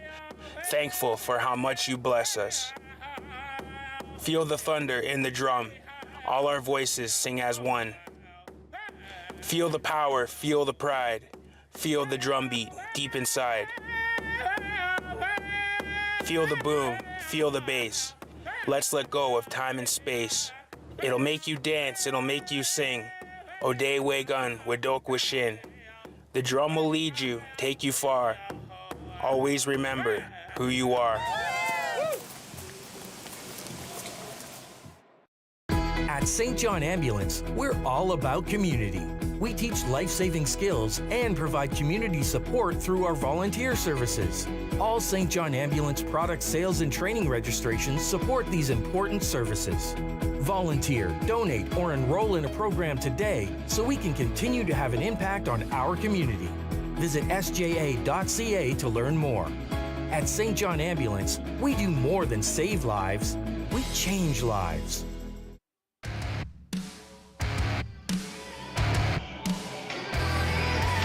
Welcome back, fans. I'm joined here with Tanner Weingard, new addition to this London Nationals team. Tanner, you started out your season with the Sarnia Legionnaires, playing their home opener here at the Western Fair Conference against the Sarnia team. Did you ever think that you would end up playing for the London Nationals by the end of the season? No, I never really thought that, I'd be playing for London. But, I'm glad I can come in and hopefully help these boys win a championship here. You're one of the tallest defensemen in this league. How do you think that helps contribute to your team's play? Things are a little easier, on the boards and stuff. It's a lot easier being bigger. Translates to, my shot and stuff, but, still got to work hard on the foot speed and stuff, being that size, but yeah. You were traded to the London Nationals last week. How's your first week going so far? It's been going great. We got a couple wins, hopefully another one here, so yeah. Thanks so much, Tanner. We'll be right back with more London Nationals, London Bruin Co-op hockey right after this.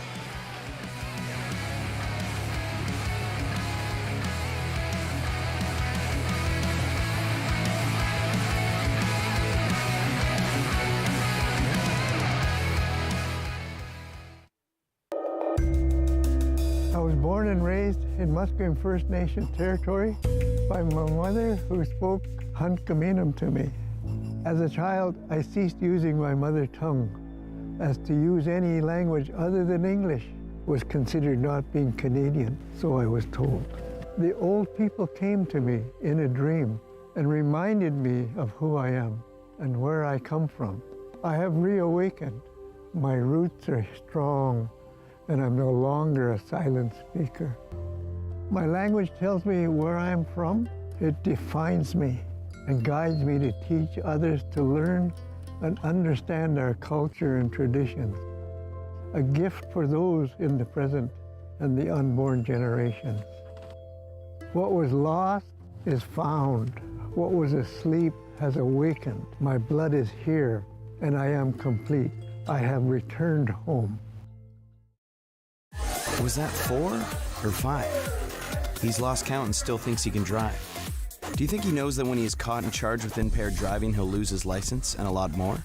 If he gets in his car, he'll face costs exceeding $20,000. Does he realize he could have a criminal record for his choice to drive? And it could be much worse if he crashes.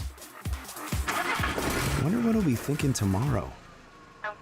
have a hold in one at 1-5. Visit ArriveAlive.org to find out more. Arrive Alive. Drive so.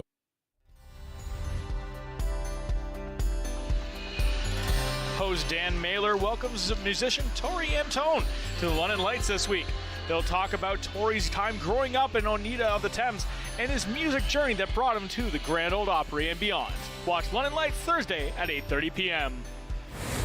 Back here at the Western Fair Sports Center, a very interesting second period of action brought us to where we are right now, which is the Nationals leading the St. Mary's Lincolns by a score of 3-1. As the Nationals had a 3-0 lead at one point in this contest. Not exactly what we expected after that first period of action.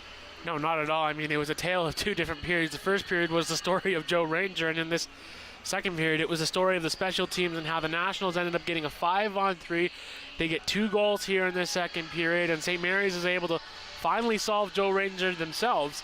So heading into the third period, Nationals lead 3-1, and it's all because of their special teams and Joe Ranger. Absolutely, and what we saw in the goals so far is throughout that second period, the Nationals just getting right place, right time, and just some beautiful shots, especially this one here by French. Yeah, and it was just the patience of Ryland Bowers on that play to delay, find French on the open side backdoor, and he's able to get that shot away. And then again, something that we normally never see, Palmer gets this one on the power play, gets clocked, and then takes a penalty all in the same sequence. But nonetheless, the 2 goals for the Nationals have them up in front of this beautiful move there by Spence there on that move, and he's able to solve the Nationals goaltender and make this one a 3-1 game. Joe Ranger standing on his head throughout this contest, but as you can see there, French his 5th from Bowers, Palmer his 11th on the power play from O'Reilly and Weingart, and McQueen Spence his 11th from Spagnuolo. And shots there 12-10 in favor of the Nationals in that second period. So the Nationals offense did come alive a lot more than what we saw in that first period. A bit of 5-on-3 action really helps that though. Absolutely. When you get into the special team scenario, both teams want to do it so well. So certainly the Nationals really want to get that going heading into this third period and want to try to get the win, especially when they are only 2 points up on the Leamington Flyers. St. Mary's Lincolns managed to get 1 goal throughout this contest, but Joe Ranger made it very difficult for them to even get that one, as he's made some stellar saves all throughout this period and beyond. Yeah, he's been really sharp in here tonight. He's been able to move around quite often. We've seen him take a bit of a hit on that play, and so nonetheless, Ranger has been solid here throughout, making key save after key save. 21 shots on Joe Ranger so far. Absolutely, he's been just fantastic, just save after save. Ranger is doing a great job, really giving the Nationals that calmness in their own zone.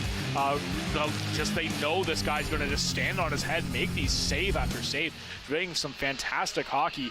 And now on the other end, the Nationals managed to get a few better shots and good chances on Lama on the other end, but he's been having a stellar game as well, especially the first 5 minutes of that period where he made some lights out, like 5-star saves and really made sure that the Lincoln stayed in this contest. I mean, every time that we've seen Mateo Lama, this is now the 3rd time we've seen him here, and he's just been a star in every game that he's played so far in this building. He has really shown why he can carry this St. Mary's team into the playoffs, and hopefully they can make a deep run themselves here in this Western Conference playoff race and see if they can maybe beat the London Nationals. But the Nationals also have got a star goaltender as well in Joe Ranger.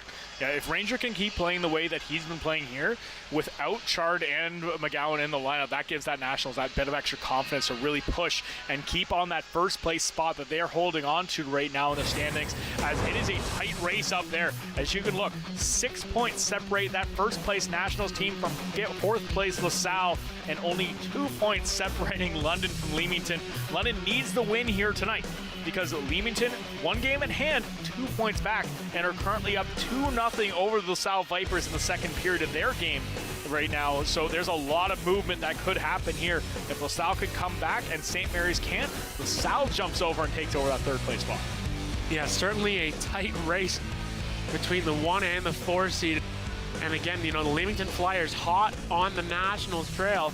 I mean, we were talking about it earlier on in the season, how St. Mary's was staying with them, and they can as well. If St. Mary's is able to come back in this game, they would only be 3 points behind the Nationals, but they also have the same amount of games. So Leamington and LaSalle, like you mentioned, Leamington up 2-0 down in LaSalle tonight. big points here for the Nationals to try to keep 2 points out.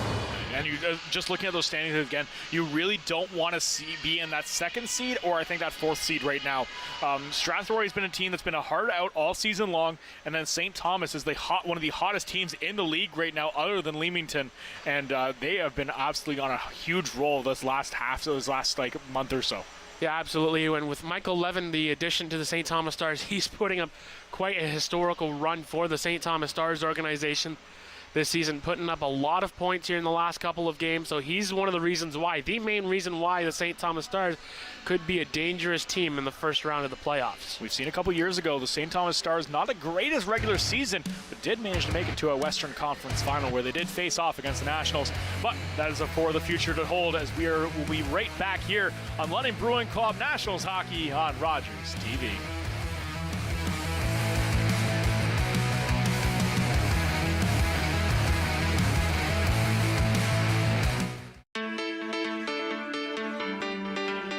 We have so many amazing storylines in our show.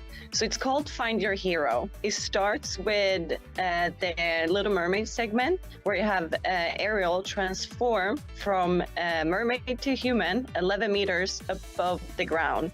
So it's really impressive. And then, of course, we have all the other heroes, like Moana with Maui on the ice. We have Rapunzel trying to find the lanterns with Flynn. And also we have the Beauty and the Beast segment, where all her friends from the castle will be there. And then also, of course, we have our Frozen family. You can go on DisneyOnIce.com, and then you can get your tickets there. I just really hope I'll see all of you guys there. And it's a great show, and we're so ready to be in London and bring the Disney magic to you guys.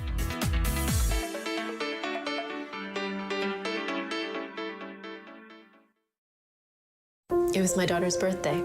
She was blowing out the candles on her cake when we heard coming from the TV. So we stopped and listened, and it helped us get to safety. That's why when I think of my daughter's birthday, because now she gets to keep having them.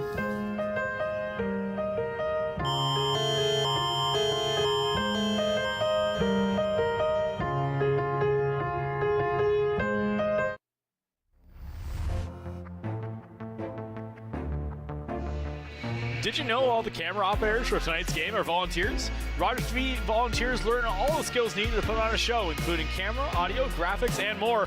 If you're interested, visit rogerstv.com/volunteer to sign up. Taking a look at our Paul Duarte and Associates shots on goal after 40 minutes of play. Shots 12-10 in favor of the Nationals, but still holding on to a 28-22 lead is the Lincolns. And then as we get set here, looking forward to next weekend's contest, the 2nd place Leamington Flyers are in town to take on the Nationals as the battle of 1st versus 2nd continues once again as home advantage throughout the playoffs continues. And as always, as we get set for our 3rd period, it is brought to you by Collins Clothiers. That contest next week between the Flyers and Nationals, a lot on the line. The Nationals still looking for their first victory over the Flyers all season long. And if they can get it then, that almost guarantees like the best odds they could possibly get at taking that 1st seed and the easiest route you can have to the Sutherland Cup. Yeah, we are certainly in the stretch run here of this regular season. And for top spot in the Western Conference, it is a 4-team race. You can maybe call it 3. The LaSalle Vipers are climbing up the rankings, and if LaSalle were to come back and beat the Leamington Flyers, they would jump potentially ahead of the St. Mary's Lincolns for 3rd in the Western Conference. So things can certainly shake up atop of the Western Conference standings here tonight. If London can hang on to win, they can maintain the 2-point lead on the Leamington Flyers, who will be here next Wednesday. Absolutely. Here comes Elliston. He'll bring it down the wing. Quickly turned over and brought back into the neutral ice. Barkley, nice little touch pass over to Strohawk. Turned over right at the blue line on the stick of Thompson. Back to Kopchak. Weingart gets it up to Milne. Milne deflects it into the offensive zone. Barkley plays it behind his own net. Thompson applying pressure, forces the puck up to Elliston along the half wall. Good work by Kopchak. He'll just put it back down low. No National there to keep up with the puck. Puck finally comes out now. Here comes Elliston. Across the blue line into the offensive zone. Elston down low. He gets pressured by Kopchak. Still holds on to the puck. Now sends it back. Up to the blue line. Barkley waits. Takes a shot right on net. Save and held on to this time by Ranger. Looked like Ranger had a little bit of delayed reaction. He wasn't sure if he was going to cover it or just beat it. Yeah, that shot got right onto the net, and it goes right onto the stick of Kopchak, and he basically is just trying to communicate to Ranger to put a glove down on it so that a fresh forward and D unit can get onto the ice. Face off one again by the Lincolns. Another shot. That one just goes over the net. Hard working puck by the Lincolns along the wall. Lee, he gets almost pushed off the puck. He got some help there from Lamoureux. Lee again, can't quite get a stick on it. Right up along the wall. O'Reilly gets his pocket picked. Back over to Lee. Lee trying to connect on the bouncing puck. Throws it out front, just misses Lamoureux. O'Reilly over to Wood. Here comes Wood out. He's got Palmer with him. Palmer across the blue line. Lates tries to find a pass, ends up just throwing it right on net. Ludington. Puck gets to the blue line. Ludington now along the wall. Wood in there for support. Tries to get the puck out. Lamoureux will get it, and he'll deflect it into the neutral ice. Foot race for the puck. Connolly, he will get there first. Over to O'Reilly. Back to Connolly. Lead pass for O'Reilly. Left for Wood. Now O'Reilly into the attacking zone. Over to Palmer. Palmer, one-time attempt. That goes off a stick and out of play. Yeah, once again, the Nationals so far in this third period, they're doing a good job of just throwing it onto the net here, just trying to get shots towards Mateo Lama. You can just see Palmer tries to get that one and ends up deflecting off of the stick and up and out of play. But again, good job by the Nationals getting zone entry here early on. Blocking in. McQueen Spence, he tries to, or Prendergast trying to get the puck on net. He gets stalled up. Montesi, great out front, one-time attempt. That one just goes wide open in front of the net. There's Prendergast, but just can't get it to go on net. McEwen, back to Montesi. Down over to Prendergast. Stolen by Bowers. Bowers walks in. Backhand chance. Puts it. Hits the side of the net. Montesi will throw a hit on him as Vortman will collect the puck. Vortman's got a chance. He'll bring it out across the blue line into the offensive zone. Lincoln still maintain possession. They'll try to set up in the offensive zone. Try to get something brewing. But quickly turned over right in front of the Nationals net as Heggie. Nice lead pass up for Thompson. Thompson tries to dance his way around his man, but he gets stalled up by three Lincoln's players. Now on a stick of Elston. Quickly turned over. Thompson. Lead pass for Milne. He's got a man going right to the front of the net. Nice try to get the saucer pass on it, but beautiful diving defensive play down low by Strohawk. Denies the chance. Milne. Beautiful cross-ice pass. Another shot this time by Bowers. Or by Sandovi. That one just goes wide and down the length of the ice for an icing. Icing is waved off the last second, and will come right back again. Thompson deflects into the offensive zone. Barkley will pick it up. Lead pass for Elston. Pass over to the red line. Now dumped in the offensive zone. Elston tries to get a hold of it. Kopchak, nice poke check. Stops that attempt and sends the puck back in the neutral ice where Tidgewell will collect it for the Lincolns and bring it into the attacking zone. Tidgewell can't quite get a hold of the puck. Stolen and brought back up the wall. Still not out of the zone though.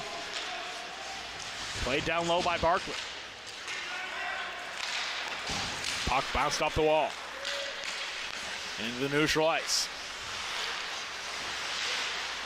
Schindel loses control of the puck.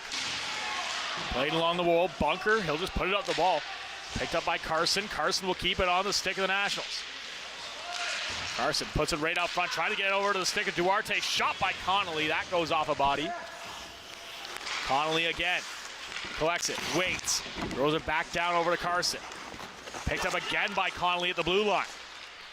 Connolly using his height to his advantage as he just doesn't have to jump at all for these pucks. Another play down low. Another chance out front. Beautiful play by Ludington, but he just couldn't get it to go. Isaiah Ludington, those are back-to-back weeks now, showing some nifty plays, as we're going to see a too many men on the ice penalty coming here as the Nationals once again head to the box.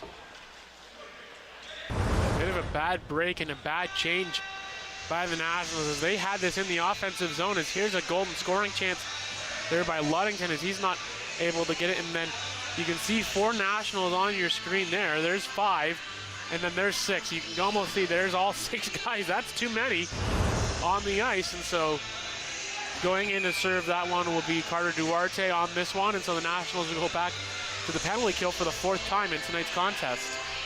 Another face-off scrum. This time the Nationals going to pick up the face-off win, but the Lincolns quickly jump on top of it. Back straight up front. One-time attempt. Beautiful save by Ranger. Back to the blue line. McQueen Spence waits. Backhand pass down low. Back up to the blue line. McQueen Spence waits. Pass the puck down along to the half wall. Back to the top of the circle. Another shot on net. Loose puck down low. Ludington, nice stick work. Puts the puck back in the corner. Back to the blue line. McQueen Spence, he takes a shot. That one just slides wide. Ludington tries to get a hold. O'Reilly tries to get a hold of the puck. Still can't. Ludington will. Gets it to the blue line, but doesn't clear the zone. Now over to Wood. Now to Connolly. Connolly gets enough on it. Now clear the zone as the Nationals get a full change going. As the Lincolns do the same and reset with their second unit. 50 seconds left here in the power play. Barkley over to Lamoureux. Lamoureux throws in behind the net. Puck picked up by the Lincolns. Brought back out again. Over to the blue line. Barkley.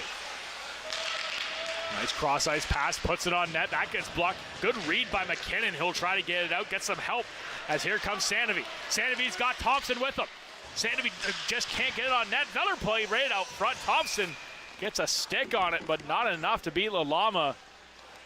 As a good defensive play by the Lincolns manages to stop that 2-on-1 from happening. Yeah, chances on either end. As here's a shot. That one just misses behind the net on that play, and then back the other way. Sandovi loses control, but he ends up throwing it right back out in front. And Thompson lurks around to the loose change, which there is none to speak of, as Mateo Lalama just covers that one up and gets a face-off. And here come the Lincolns again. Still 10 seconds left in the power play. Chance for one last rush. Here comes Elliston across the blue line. He gets stalled up and blows a tire as the Nationals are going to take it and clear the zone once again. Duarte back on the ice. He's going to hustle all the way over to the zone and go off for a change. The Nationals trying to get everything back in order as Barkley's going to carry it across the blue line. He holds up. Hagee just goes in like a wrecking ball and takes down 2 Lincolns players with one hit. French, he throws a hit. Forces the puck off the stick. Here comes another chance here. The Nationals across the blue line waiting for support. Tries to get a pass. Beautiful defensive play by Barkley. Denies Pace Roth the chance. Chandler brings it in just a bit offside as Lamoureux tries to hold the line but is unsuccessful. Yeah, Lamoureux stretched as far as he could to try to make sure that the play would stay onside, but the official held the line well there and saw that Lamoureux was just offside on that play. As we have 12 minutes and 12 seconds to go here in period number 3. And once again, the Nationals are catching the Lincolns on the shots on goal clock as it now reads 30-26. Puck brought up, gets to the blue line, gets almost to the blue line. Stolen back by the Lincolns again. They'll throw it behind the Nationals net. Weingart, back pass. Bunker was not prepared for it. And it gets sent back out the wall. Carson can't get a stick on it.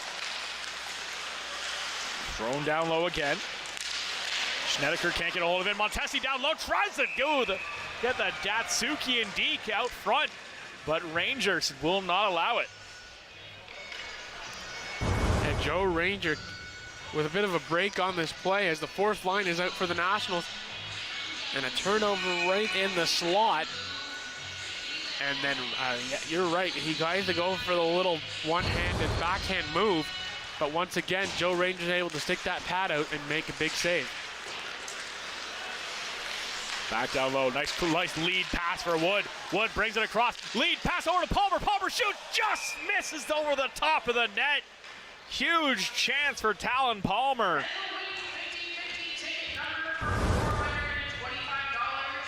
And what a stretch pass here as Wood sneaks this through as Palmer has a bit of a break, does the right thing, elevates it as quick as he could.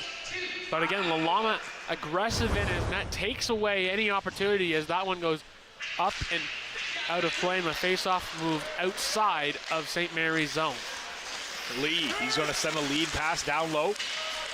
Lincoln's will collect it in the national zone. Back out front, backhand shot on net by Lee. That one just slides wide. Smith on the far side.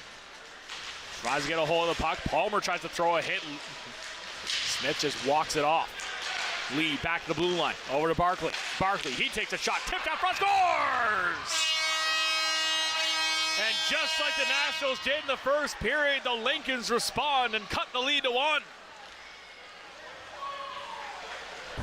Deflections proving big here in this contest as the Nationals got a deflected goal, and now the Lincolns have one of their own as that one was going wide, but a great deflection in front of the net as Spagnuolo is able to capitalize on that shot, and for him that is goal number 13 on the campaign, and now it is a 1-goal game.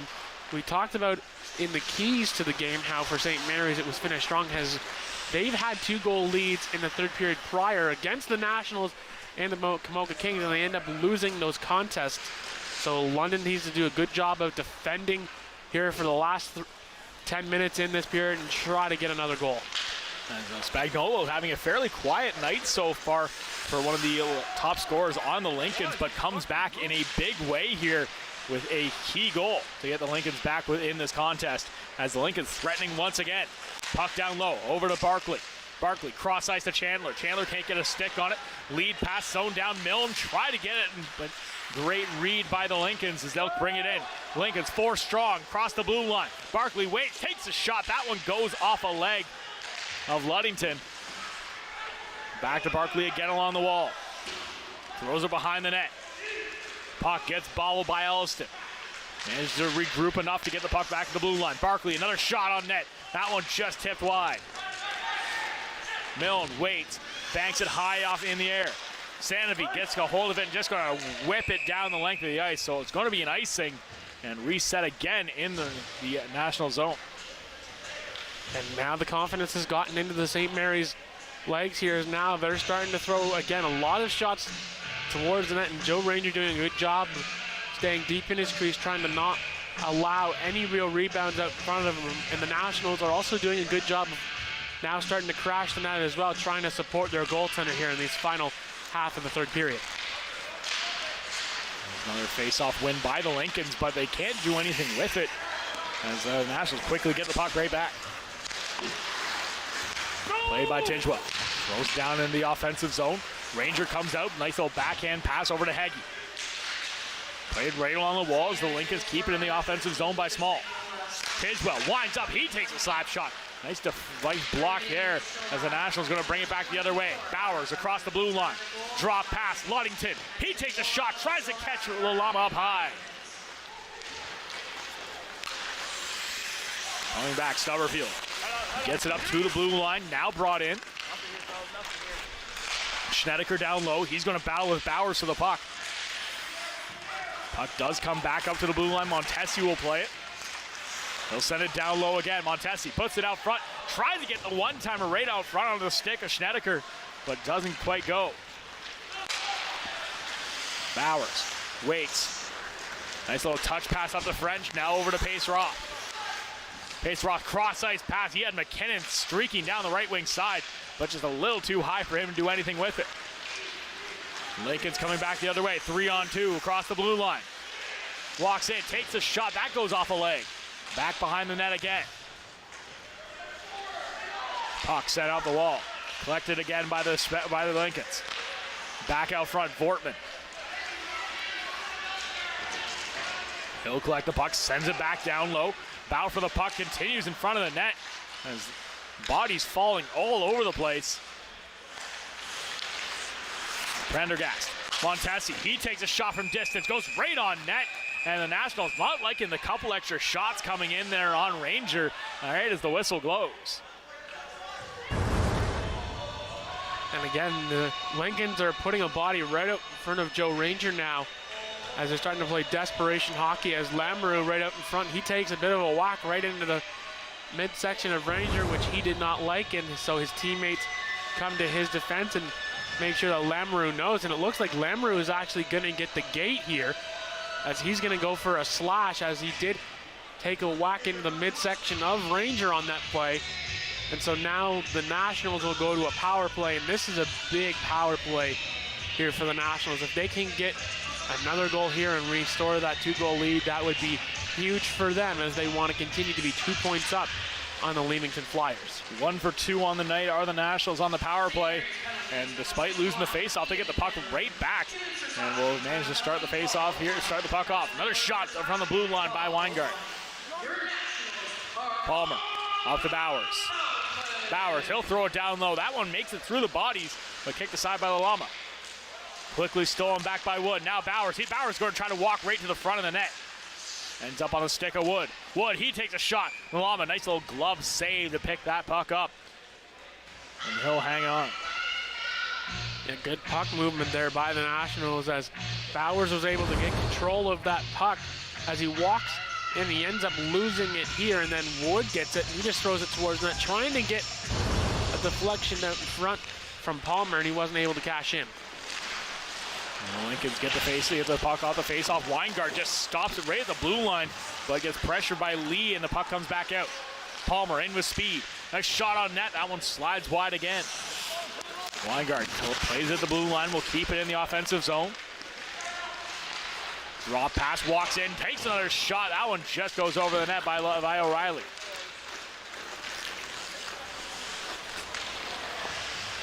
Coming down the wing, Weingart collects the puck off the pass from Ranger.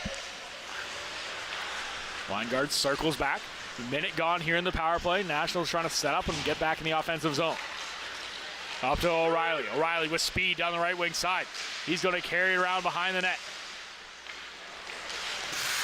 Brings up the wall, circles back, throws across ice. He had his man going right down the wing in pace Roth, but that pass gets denied. Barkley's going to get a piece of it. He'll clear the zone and send it down the length of the ice. Really picked up on the far side by Ranger. Up to O'Reilly. O'Reilly bobbles the puck, but gets possession right back. He circles back as the Nationals going to finish a change for the second unit. Now over to French. Here comes French. He's got speed coming up the left wing side. Back to the blue line. Pace Roth. Tries to put it down over to Sandovi. Can't quite get it onto his stick. As Lamoureux back on the ice. Lamoureux's going to collect the puck. He's got a partial 2-on-1. Lamoureux waits. Takes a shot. Beautiful save there by Ranger with the help of Ludington. Ludington losing the glove on the play, but just makes the defensive sacrifice to make sure Lamoureux doesn't get the clean shot. Puck sent up the wall to Small. 5:30 remaining here in the third period. 3-2 is your score in favor of the Nationals. Puck comes in, kicked aside by Ranger. Puck comes up down to French along the wall. Over to Ludington on the far side. Ludington can't quite get it to go, but spins, tries to get the puck back over to Thompson. Thompson across the blue line, stays on side, and he's just muscling his way down the wall. Walking in, takes a shot, and that one just goes over the net. There's a beautiful chance there by O'Reilly. That great board play here as this puck goes down low as we're taking a look at Joe Ranger's save here. The toe drag. Ludington loses the glove, but again, Ranger makes the save. And then down the other way, great board play leads to a Sam O'Reilly shot that goes up and over Mateo Lalama. 5 minutes to go. We will keep our eye out for Lalama to head towards the St. Mary's bench here in just a couple minutes. Top shot, dumps it into the offensive zone. Back over to Wood. Wood throws it on net from a sharp angle. He had O'Reilly right in the middle, but couldn't quite get the clean pass. So Alexa just throw it on net, and Alama makes the save. If you're the Nationals, you want to try to keep this puck inside of the offensive zone and spend as much time down inside the offensive zone to try to create as much scoring opportunities as you can. Face-off scrum. Lincolns will come away with it. Schindel across the blue line, leaves it for Barkley. Down low to McQueen Spence. Puck gets put off the wall. Wood is going to try to push it back behind his own net. McQueen Spence will collect it. Top shot. Giving him a couple shoves from behind. McQueen Spence is going to cycle right down the middle. That catches Ranger up high, but stays out. I don't think Rangers saw that puck coming, and he just caught him by surprise when it hit him.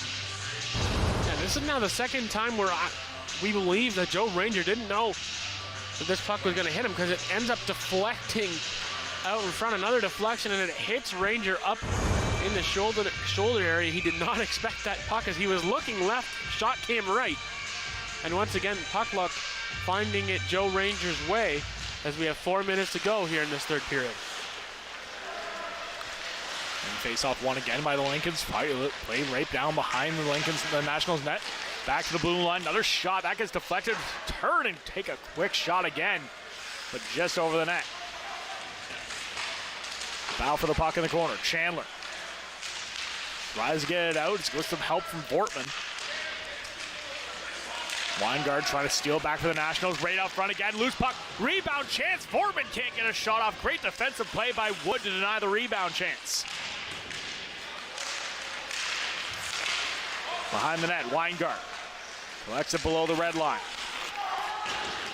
Puck banked off the wall. Gets into the neutral ice. Palmer's going to throw it into the Lincoln zone as the Nationals try to get a quick change off. Nice defensive play by Palmer as he had Chandler coming right on top of him. Across the blue line, here comes Small. Small, nice little touch pass over. Another block this time by French. Carson will try to clear the zone. Gets it up to the blue line, but doesn't clear. Carson gets a second opportunity. Now he's got room to move. Carson down the left wing side. He's going to throw it behind the net. Elliston takes a hit in the corner, but still maintains possession of the puck. 2:45 left here in the game. Now will be the time we'll have to keep an eye if the Llamas coming to the bench. Elliston dumps it in. Played behind the net. McKinnon battles for the puck. Still trying to get a hold of it. Lincolns haven't maintained any possession yet. Barkley gets a hold of it now, and he's going to throw it behind the net again. Brought back out front. Quick one-timer attempt. That one just slides wide. Barkley again. Drops it back as the Lincolns forced to back off. Barkley, a bit of room. He's going to throw it hard into the corner. Ranger up to Heggie. Just floats that puck down the length of the ice. Offside is the call as Thompson gets it right at the blue line as he's backing up. A bit of a tough break there for Thompson. As you mentioned, he was skating backwards as this puck is going to come. As the linesmen are having a conversation as to where they feel this puck's going to go, and it's going to go all the way into London territory, and now Mateo Lalama leaves his net for the extra attacker, so 6-on-5. As there's only currently 5 Lincolns on the ice, and Mateo Lalama signals to the officials, hey, I want my team to have a timeout here. Not if you see the goaltender call the timeout, but regardless, we have a bit of a timeout here. Lincoln's really going to try to get the puck. You got to think it's going onto the stick of Ethan Lamoureux. He's been pretty dangerous all night long and has had a lot of chances. And with the way Chandler's been in that face-off dot, you have a good idea that puck's going to get to him somehow. Yeah, and keep your eye on Lucas Spagnolo as well, as he's gotten a goal and an assist in here tonight. A very quiet goal and an assist for Lucas Spagnolo, but again, he will be out in front of the net as well. He was the one that got that tip right out in front. So maybe a shot from the point from a guy like Chandler, and then you've got Lamoureux and Spagnolo down low trying to cash in on those maybe rebound opportunities. Face-off's 11-2 here in the third period in favor of the Lincolns. So they've really been destroying that face-off dot, mostly due to Chandler there, as he gets another almost win, but it ends up going into the stick of Weingard this time, as the Nationals will collect it, try to bring it out, stopped right at the blue line. Great play by Barkley. Puck comes out again. Nationals get another chance to clear the zone, and will. As the puck comes out, clears the zone, shoots, just misses. Milne gets a chance. He's going to wait. Now puts it up. That one's just going to go out of play. But he does the smart thing, because now Lalama has to come back in, because the face-off's going to come inside the St. Mary's zone, and St. Mary's D put a stick on that, so now Lalama has to come back in. So now we'll be back to 5-on-5, and if, once again, the Lincolns win this draw and try to get it out, we will see if Lalama leaves once again. Connolly collects the puck, throws it down low. Shot again, Sanofi, he can't get a hold of it. Kept in at the blue line. Barkley now, he's going to circle out and try to break it out for the Lincolns. Lalama sneaking more towards the net. Lalama's heading onto the bench. Barkley brings it in, dumps it down low. Play to the blue line, Chandler. He's going to lose control of the puck. He tumbles. Picked out of mid-air as the Lincolns will try to bring in the offensive zone again. Chandler throws it down. That one just goes, it just misses the net wide. Connolly had a chance, but couldn't hit the net. Yeah, the right idea there by Connolly as he waited for the opening, tried to get that shot away. And so now another big face-off here as we are now under a minute to go here with 6-on-5 for the Lincolns. Weingard, he's going to cycle around the boards, finds his way onto the stick of Sanofi. Sanofi waits, puts it on net, just misses once again. Milne gets a hold of it. Back over to Sanofi. Sanofi quickly spins and fires, but can't get it on net. Puck comes out. Now comes into the offensive zone again for the Lincolns. They're going to break down low, quickly try to get the puck out front. Another penalty coming here, this time to the Nationals. Holding is the call. A terrible time to get a penalty. To be Braden Thompson heading to the box on the hold. And you can just see Thompson grabs the back of the St. Mary's forward driving in, and the referee calls the hold. And the Nationals coaching staff not happy with that one, but it's the right call. As soon as he grabbed on, trying to slow the St. Mary's player down. So now 6-on-4 for 32 seconds to go here as the Nationals will send out their top penalty killers to try to kill this one off. Face off one quickly by the Lincolns. Sends it over, shot from the point. That one just goes wide. Wood gets a hold of it. He's going to try to bank it out. O'Reilly can't reach for it. Small collects it, 20 seconds left. Across the blue line, Lamoureux brings it down low, tries to put it out front. That gets blocked by Weingard. Back out front again comes the puck. Wood quickly throws it. That's going to clear the end of the zone, and that should do it. 5 seconds left as the Nationals penalty killers come up huge once again, as they will take a 3-2 victory over the St. Mary's Lincolns in impressive fashion, as Joe Ranger stands on his head once again.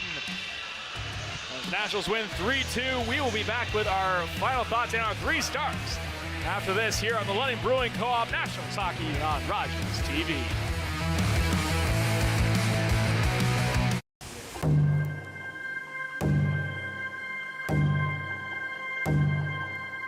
Heartbeat of Mother Earth, I feel you and embrace your warmth. I see you dancing through the trees. Your song floats on the summer breeze. Community, we come together. We are the voice of our ancestors. Thankful for how much you bless us. Feel the thunder in the drum. All our voices sing as one. Feel the power, feel the pride. Feel the drumbeat deep inside. Feel the boom, feel the bass. Let's let go of time and space.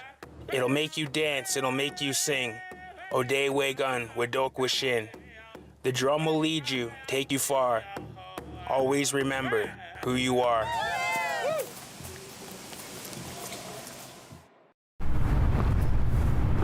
I did it. might need it. The hero gave it. And I am alive. As an organ donor, you can save up to 8 lives and enhance the lives of 75 others. Please go to our website. Pledge a gift of life. You'll be glad you did.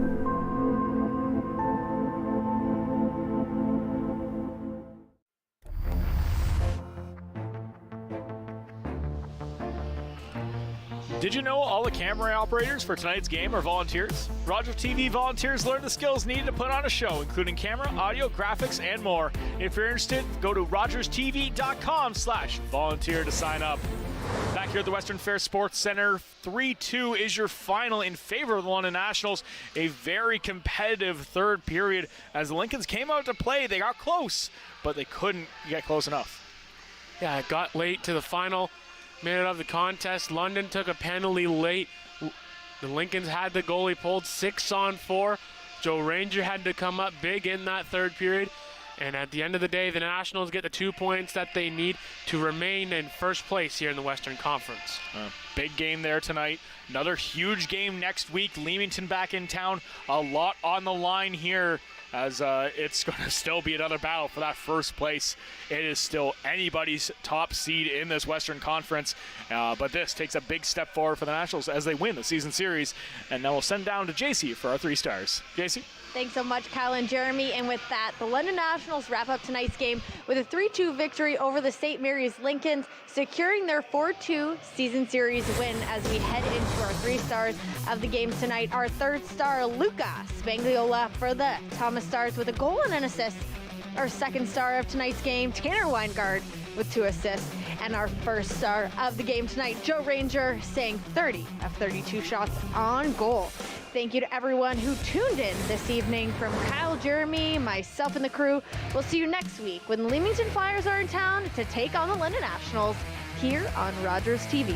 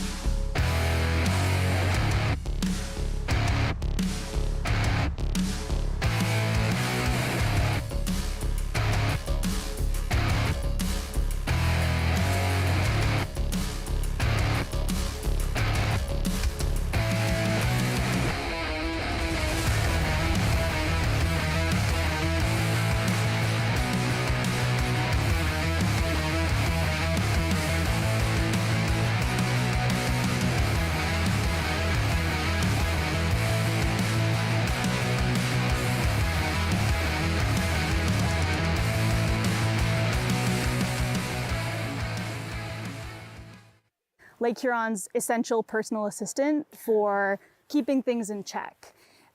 They differ from inland wetlands because they're heavily influenced by Lake Huron's processes in terms of wind and waves and water levels, short-term and long-term water levels. And the main thing that makes them important is because they're kind of a combination of terrestrial and aquatic qualities, they are supporting many diverse plants and animals in terms of insects and birds and reptiles and amphibians and fish. So they're very, very important along the shoreline. A lot of the biological processing and diversity is kind of held within our coastal wetlands along Lake Huron. I guess I never really thought about how many ecosystems play into not only supporting our ecosystems and our wildlife, but also, as you mentioned, protecting our drinking water sources. 100%. These 2%, 3% of dunes and the very little coastal wetlands we have are very important and we should protect them. So I was wondering, first, have we seen a dramatic change in the presence of dunes and wetlands along Lake Huron? Definitely. I mean, dunes, as I said before, and beaches are quite popular spots. And so they've been developed over time and kind of become these hardened shorelines. And the natural dune process that I mentioned before struggles to function when you have these human interferences. And that's why we at the Coastal Center try to help out this natural dune process and kind of keep it going despite all the development that happens along the shoreline. I do want to mention that there are many other types of shorelines along Lake Huron. At the Coastal Center, we just focus on sand dunes because they are so fragile and because they are at risk. Yeah, you've kind of touched on it, but what are the challenges facing Lake Huron or Great Lakes as a whole today? There are many different threats and stressors that they face on a yearly basis, and all of them kind of tie back to human disturbance and human interaction. A few of the main ones, like I mentioned before, are development, but there's also garbage dumping and littering. There's also off-leash pets and dogs that can kind of fragment the dunes in those areas and kind of be predators to our native wildlife in the dunes. Excessive grooming and nourishment of dunes kind of alters the natural state of a beach dune ecosystem and can render them useless against extreme weather and climate change. So a lot of the interactions that humans have with beaches can be detrimental, but the nice thing about that is because we're involved in all of those threats, we can also be involved in all of the solutions to those threats, right? Wow, so, I like that. Yes, exactly, right? We're in control a little bit. So I think that, that's something to think about for sure. Lake Huron is home to how many islands?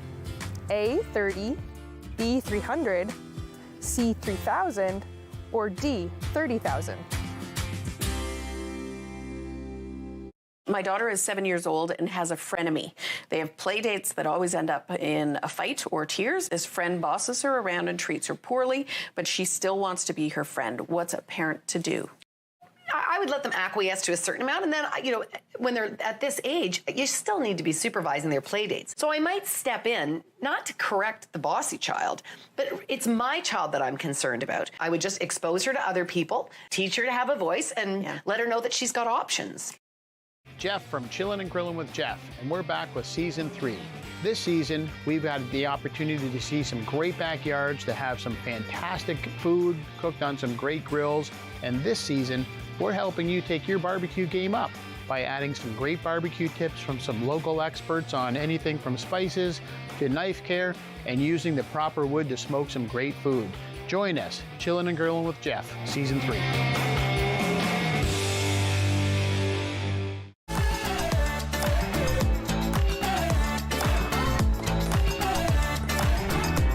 Clubs, leagues, and courts in every province and territory across Canada, squash is the sport for wall-to-wall fun, fitness, and friendship.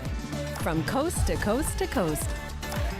Learn to play and you'll want to do it every day. Squash. Play inside the box.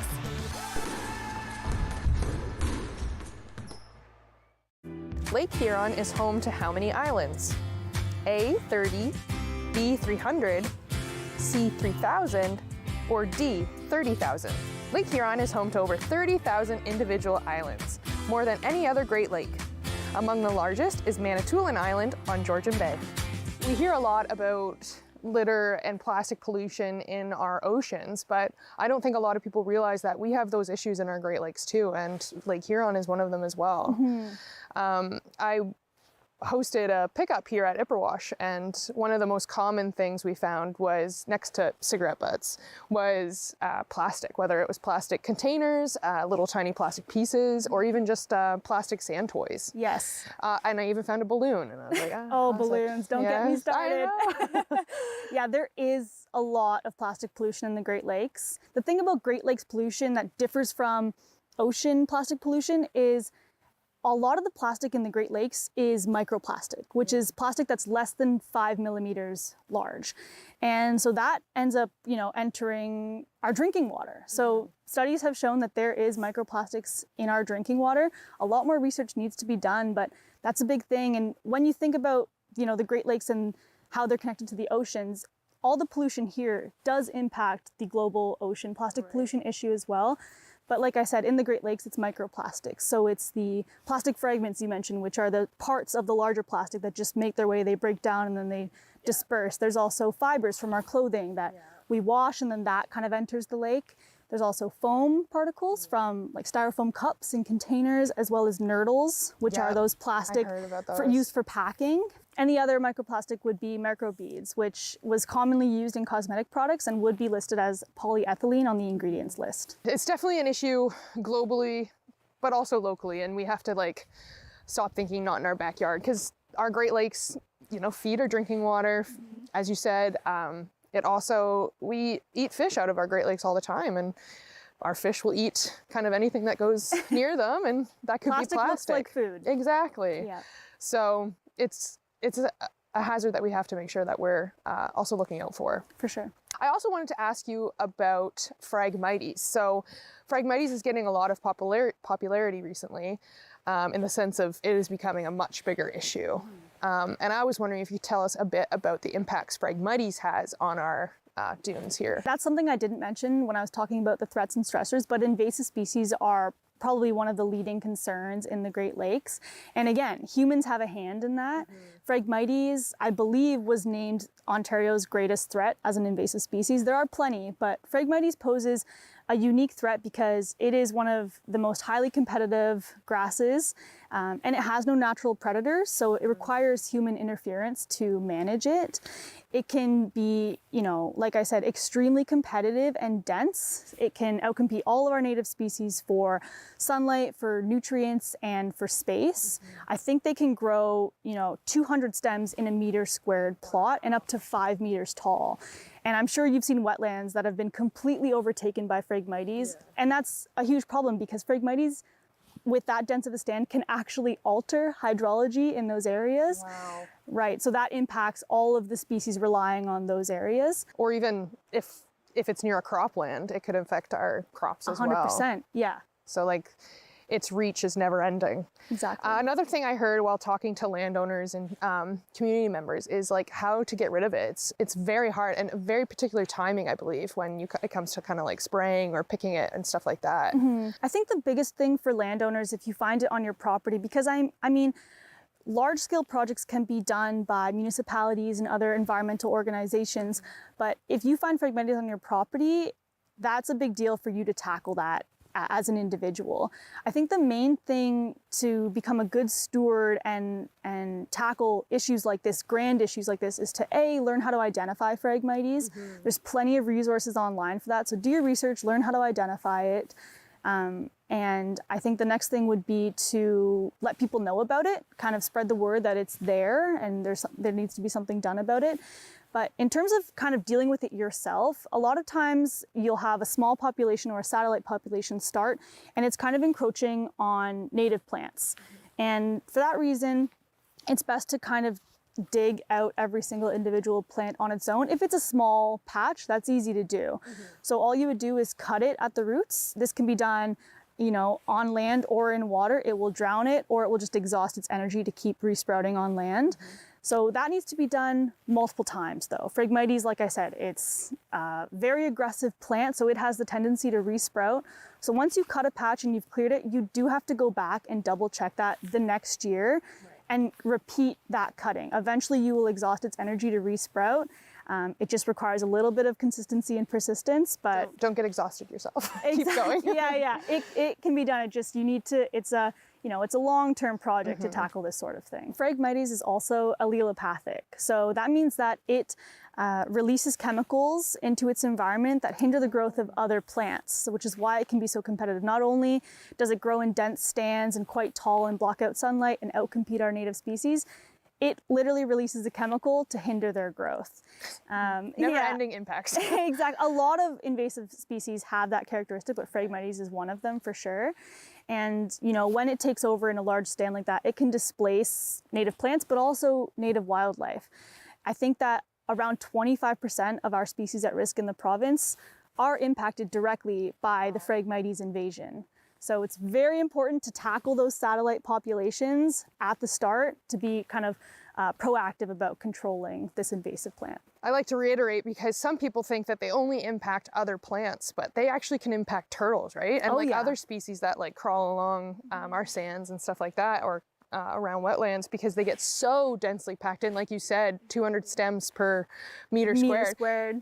And like turtles can't even get through that, or other species. I don't know if you've ever walked through a dense stand of Phragmites, but but it's impossible for a human. Right. Imagine a small turtle or a bird or a snake trying to, slither its way through that fragment. They're thick stalks. Yes, so it's, it poses, it's difficult for us, but it's even more difficult for them. Now, Holly, I was just wondering if you could share with us how community members could maybe volunteer or get more involved with the Coastal Center. So I mentioned our restoration program, and shoreline residents can become a part of that program, but we have a few other programs as well. We have our Coast Watchers program, which is a volunteer data collection program all along the coast, including Georgian Bay, because Lake Huron and Georgian Bay are the